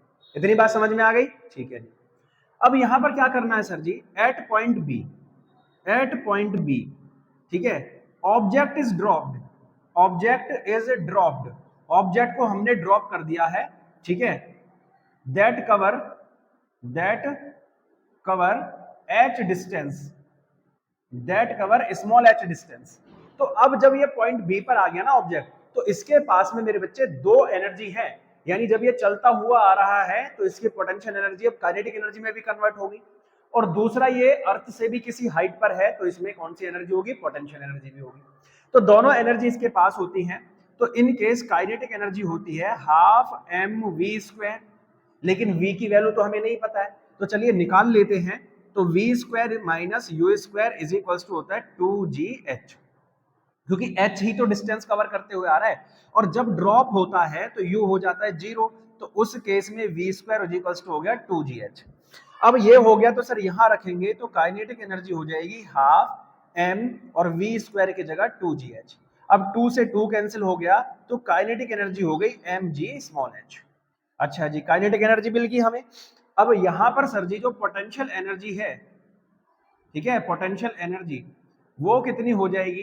तो सर वो हो जाएगी Pe is equal to mg। अब ये जो है नीचे से कितनी हाइट पर है बी वाला? तो इतनी हाइट पर ही तो है भाई, टोटल है h उसने कवर कर ली स्मॉल h, तो नीचे से कितनी हाइट बची? आप बोलोगे सर जी h माइनस h। तो जब हम इसमें रखेंगे तो ये हो गया mgh माइनस mg⁻h। अब जब हम टोटल मैकेनिकल एनर्जी निकालेंगे तो सर वो होता है काइनेटिक एनर्जी प्लस में पोटेंशियल एनर्जी। तो जो मैकेनिकल एनर्जी है, काइनेटिक एनर्जी हमारे पास में mgh और पोटेंशियल एनर्जी है mg capital H minus mgh। ये कैंसिल हो गया तो मैकेनिकल एनर्जी हो जाती है mgh। कितनी हो जाती है? mgh। तो ये टोटल हमारे पास में निकल कर आ गया आंसर। तो अभी यहां पर देखो बेटा, आपको देखोगे पॉइंट ए पर भी जो है मैकेनिकल एनर्जी कितनी निकल कर आई? mgh। और पॉइंट बी पर भी कितनी निकल कर आई? mgh। यानी दोनों ही केस में अभी तक तो सेम है। तो इसका मतलब क्या बैठ रहा है कि भाई कोई भी ऑब्जेक्ट कैसे भी चल ले या रुका हुआ हो या कहीं भी हो, लेकिन दोनों ही केस में क्या है सर? ऑब्जेक्ट की मैकेनिकल एनर्जी कंजर्व्ड है। अब तीसरा केस निकालते हैं at point C. At point C, अब पॉइंट सी पर ऑब्जेक्ट कहां आ गया सर? अर्थ पर आ गया। और अर्थ पर आ गया तो टोटल हाइट कितनी होगी? 0। और हाइट 0 होगी देन पोटेंशियल एनर्जी हो जाती है mg इंटू 0, तो ये भी हो गई 0। और इस केस में जो काइनेटिक एनर्जी है वो बनेगी हाफ mv स्क्वायर, और v square minus u square is equals to, अब की बार जो भाई यहां से चलता चलता चलता चलता कहां आ गया सर जी? यहां आ गया। तो हाइट कितनी है? टोटल h है जी। तो इस केस में v square is equal to हो गया 2gh। अब ये वी स्क्वायर यहां रख देंगे तो काइनेटिक एनर्जी हो जाएगी हाफ m और वी स्क्वायर की जगह 2gh। अब 2 से 2 कैंसिल हो गया तो ये हो गया mgh। और इस केस में जब आप मैकेनिकल एनर्जी निकालोगे तब भी कितनी निकलेगी? mgh प्लस 0 हो जाएगा, तो अब भी आ जाएगी mgh। यानी इस केस में भी मैकेनिकल एनर्जी कितनी है? 0।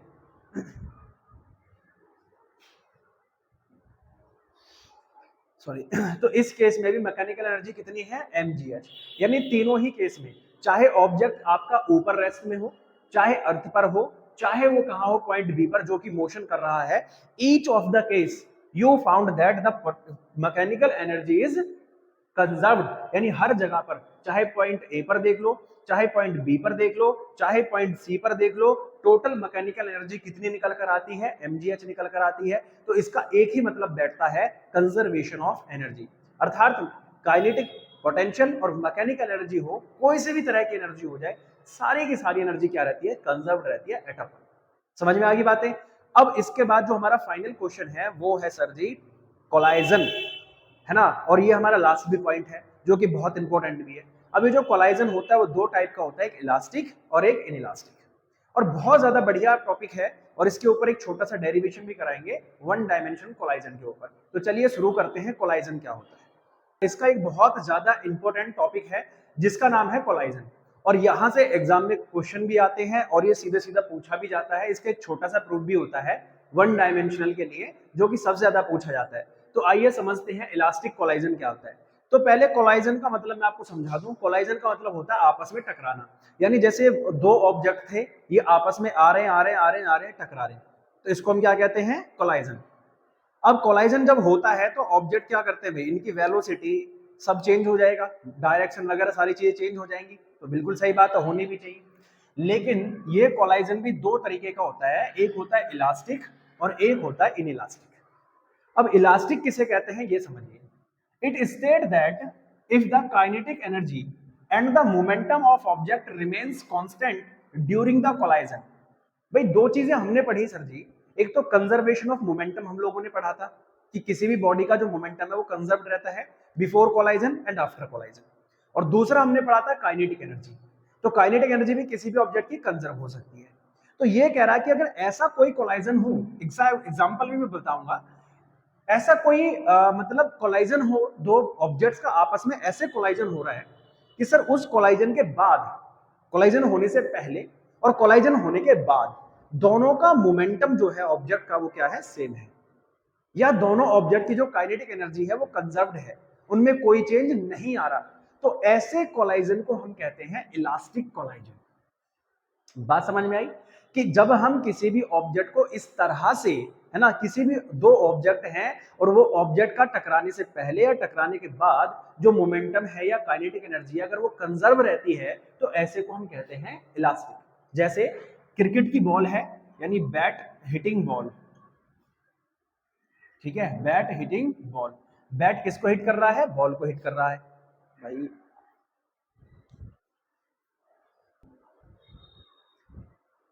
ठीक है। Bat hitting ball, billiard balls जो होती है उसको हिट करना। दूसरा होता है sir inelastic collision.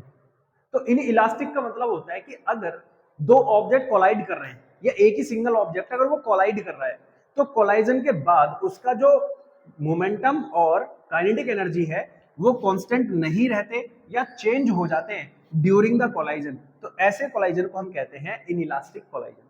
For example जैसे होता है सर, इसका एग्जाम्पल में आप ले लीजिए, जैसे bullet of gun hitting target. जो भी टारगेट है उसको जब वो हिट कर रही है तो उसका टकराने से पहले और टकराने के बाद मोमेंटम कंजर्व नहीं रहता, तो इसको हम कहते हैं इनइलास्टिक कोलाइजन। तो बात समझ में आ गई होगी। इलास्टिक का मतलब होता है कि सर टकराने से पहले या टकराने के बाद अगर काइनेटिक एनर्जी और मोमेंटम दोनों कंजर्व रहते हैं तो उसको हम कहते हैं इलास्टिक कोलाइजन, और अगर ये दोनों कंजर्व नहीं रहते तो इसको हम कहते हैं इनइलास्टिक कोलाइजन। अब ये जो इलास्टिक कोलाइजन है ये दो टाइप का होता है, एक वन डायमेंशनल और एक टू डायमेंशनल। हमें किस पर काम करना है? वन डायमेंशनल कोलाइजन पर। तो चलिए डाल लीजिए हेडिंग जिसका नाम है वन डायमेंशनल कोलाइजन। ये बच्चे समझते हैं इसको वन डायमेंशनल कोलाइजन की तरफ, ठीक है। तो लेट कर लीजिए, let we have two objects, ठीक है। हमारे पास में दो ऑब्जेक्ट्स हैं ऑफ मास, जिनके मासेस क्या है m1 and m2। Their initial velocities are, initial velocities are, इनकी जो इनिशियल वेलोसिटीज है वो v1 and u1 and u2 है। आफ्टर कोलाइजन, ठीक है जी, आफ्टर कोलाइजन देयर वेलोसिटीज, ठीक है, there velocities changed into v1 and v2। इनकी वेलोसिटी में क्या हो जाता है? चेंज आ जाता है सर, कितना? v1 and v2। तब देन हम बोलेंगे सर कंजर्वेशन ऑफ मोमेंटम क्या कहता है? कंजर्वेशन ऑफ मोमेंटम, तो कंजर्वेशन ऑफ मोमेंटम कहता है कि sir m1 u1 plus m2 u2 is equals to m1 v1 plus m2 v2। तो सर हम u1 वाली चीजें एक तरफ लेकर आएंगे और 2 वाली चीजें एक तरफ, तो ये हो जाएगा m1 u1 minus m1 v1। ये इधर लेकर जाएंगे तो m2 v2 minus m2 u2। m1 common ले लेंगे, u1 माइनस v1, यहां m2 कॉमन ले लेंगे, v2 minus u2। Equation number first. अब हो जाएगा सर देन काइनेटिक एनर्जी, ये भी तो कंजर्व रहती है सर, तो इसका मतलब ये हो जाएगा sir half m1 v1 square u1 plus half m2 u2 square, half m1 v1 square plus half m2 v2 square. अब देखो हाफ जो है दोनों तरफ से कॉमन है तो ये कैंसिल हो जाएगा, क्या बचेगा? m1 u1 square m2 u2 square, common लेकर काट लेना बेटा, ठीक है, m1 v1 square plus m2 v2 square. अब यहां भी हम लोग क्या करेंगे? u1 वाली चीजें एक तरफ और u2 वाली चीजें एक तरफ, ठीक है, u1 वाली चीजें एक तरफ, तो ये हो जाएगा sir m1 u1 square minus m1 v1 square, ये इधर जाएगा तो m2 v2 square minus m2 u2 square. यहां से m1 कॉमन ले लोगे तो u1 square minus v1 square, और यहां से m2 कॉमन ले लोगे तो v2 square minus u2 square. ठीक है जी, इतनी बात समझ में आ गई। अब ये होगी इक्वेशन नंबर सेकंड, तो यहां पर लिख लो on dividing equation second by first. अब इक्वेशन सेकंड को हम फर्स्ट से डिवाइड करेंगे। आ जाओ फिर, तो इक्वेशन सेकंड क्या है? m1। अच्छा, इसको हम क्या a square minus B square नहीं लगा सकते? तो आप बोलोगे सर u1 प्लस v1 और u1 माइनस v1 अपॉन में जो ये इक्वेशन है वो क्या है? m1, आप बोलोगे सर u1 माइनस v1। फिर सर इसे इसको करेंगे सेम m2, ये हो जाएगा सर v2 प्लस u2 और v2 माइनस u2, और हमारे पास भी हो गया m2 second v2 minus u2। इस केस में m2 से m2 और इससे ये कैंसिल हो गया, तो हमारे पास बचता है u1 plus v1 is equals to v2 plus u2। ये इक्वेशन निकल कर आ जाती है। कोई दिक्कत यहाँ तक है ना, कोई परेशानी नहीं होगी, कोई प्रॉब्लम नहीं होगी। अब यहाँ से आपको दो स्टेप समझने हैं, एक स्टेप मैं आपको बहुत अच्छे से समझाऊंगा और दूसरा स्टेप भी समझाऊंगा, ऐसा नहीं है, लेकिन आपको उसको ट्राई भी करना है। यहां से सर हम क्या काम करते हैं, सबसे पहले V2 की वैल्यू निकाल लेते हैं। तो ये इधर आएगा U1 प्लस V1 और minus U2 is equals to V2। अब ये V2 की वैल्यू यहां पुट कर दीजिए सर इक्वेशन नंबर फर्स्ट में, ताकि हमें क्या मिल जाए, V1 मिल जाए। तो भाई इन इक्वेशन नंबर फर्स्ट इसमें पुट करेंगे तो क्या हो जाएगा, M1 तो ऐसा ही है sir, U1 minus V1 is equals to M2, और V2 की जगह कितना रखना है, U1 plus V1 minus U2, और ये भी माइनस U2। तो यहां कर लो sir M1 U1 minus M1 V1, ये हो जाएगा sir M2 U1 M2 V1, और ये दोनों ऐड हो जाएंगे तो माइनस का 2 M2 U2, 1 और 1 2 हो गया ना, तो M2 U2। अच्छा जी, अब V1 वाला एक तरफ है ना, V1 वाला एक तरफ लेकर आ जाओ। तो ये V1 है, ये V1 है, ये U1 है, U1 को इधर लाएंगे, M1 U1 minus M2 U1, और इसको भी इधर लेकर आएंगे प्लस में 2 M2 U2 is equals to, ये हो गया सर M2 V1 और प्लस में M1 V1। तो V1 कॉमन लेकर डिवाइड कर दीजिए, तो M1 U1 माइनस, ठीक है एक काम करो, U1 यहां से कॉमन ले लो, M1 minus M2 plus 2 M2, और ये हो गया आपके पास में U2। यहां से V1 कॉमन ले लिया, M1 प्लस में M2। अब ये इधर जाके डिवाइड करेगा तो U1 M1 minus M2 upon में कितना हो जाएगा, M1 प्लस में M2। फिर इसके नीचे भी डिवाइड करेगा 2 M2 U2 अपॉन में हो गया M1 प्लस में M2। ये किसकी वैल्यू आ गई, V1 की। किसकी वैल्यू आ गई, V1 की। तो बस हमें यही निकालना है कि जब इलास्टिक कोलाइजन होगा तो हमारा जो V1 है वो कितना निकल कर आएगा। उसके बाद हमें निकालना है कि सर V2 की वैल्यू कितनी निकल कर आएगी। तो जैसे हमने यहाँ से V2 की वैल्यू निकाली थी, अब सेकंड केस में किसकी वैल्यू निकालनी है, V1 की वैल्यू निकालनी है। तो ये V1 के लिए ये इधर चला जाएगा, तो sir V1 is equals to हो जाएगा V2 plus U2 minus U1, V2 plus U2 minus U1, इसको इधर भेज देंगे तो V1 की वैल्यू आ गई। अब सेम V1 की वैल्यू को हम कहाँ रखेंगे, इक्वेशन नंबर फर्स्ट में, ताकि क्या मिल सके हम लोगों को, V2 मिल सके। क्या मिल सके, V2 मिल सके। तो आइए V2 भी निकाल लेते हैं। तो यहां तक का पहले आप स्क्रीनशॉट लेना बढ़िया से, स्क्रीनशॉट जब ले लोगे तो अब हम आगे चल रहे हैं। यहां से मैं इसको रफ कर दे रहा हूं इतने को, ठीक है, इतना रफ कर दे रहे हैं ताकि आपको समझ में आ जाए। अब मैं इसमें पुट करूंगा किसको, उस वाली वैल्यू को, ठीक है। तो चलिए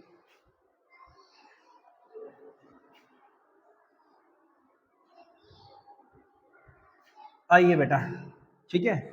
अब उस वैल्यू को, V1 की वैल्यू कितनी आ गई बेटा, V1 की वैल्यू आ गई सर कितना, V2 plus U2 minus U1। यहां पुट करेंगे इसी में तो कितना हो जाएगा sir, M1 U1 minus V1 की जगह ये रखना है, तो सर सारे साइन बदल जाएंगे, V2 माइनस U2 और ये प्लस का U1, और ये हो जाएगा M2 V2 माइनस U2। अब बोलोगे सर U1 और U1, V2 plus U2 minus U1।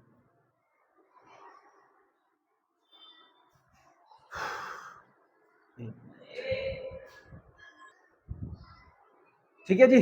अब ये वैल्यू यहां रख दीजिए, तो ये हो गया M1 U1 माइनस, अब V1 की जगह ये रखिए V2 plus U2 minus U1 is equals to M2 V2 minus U2।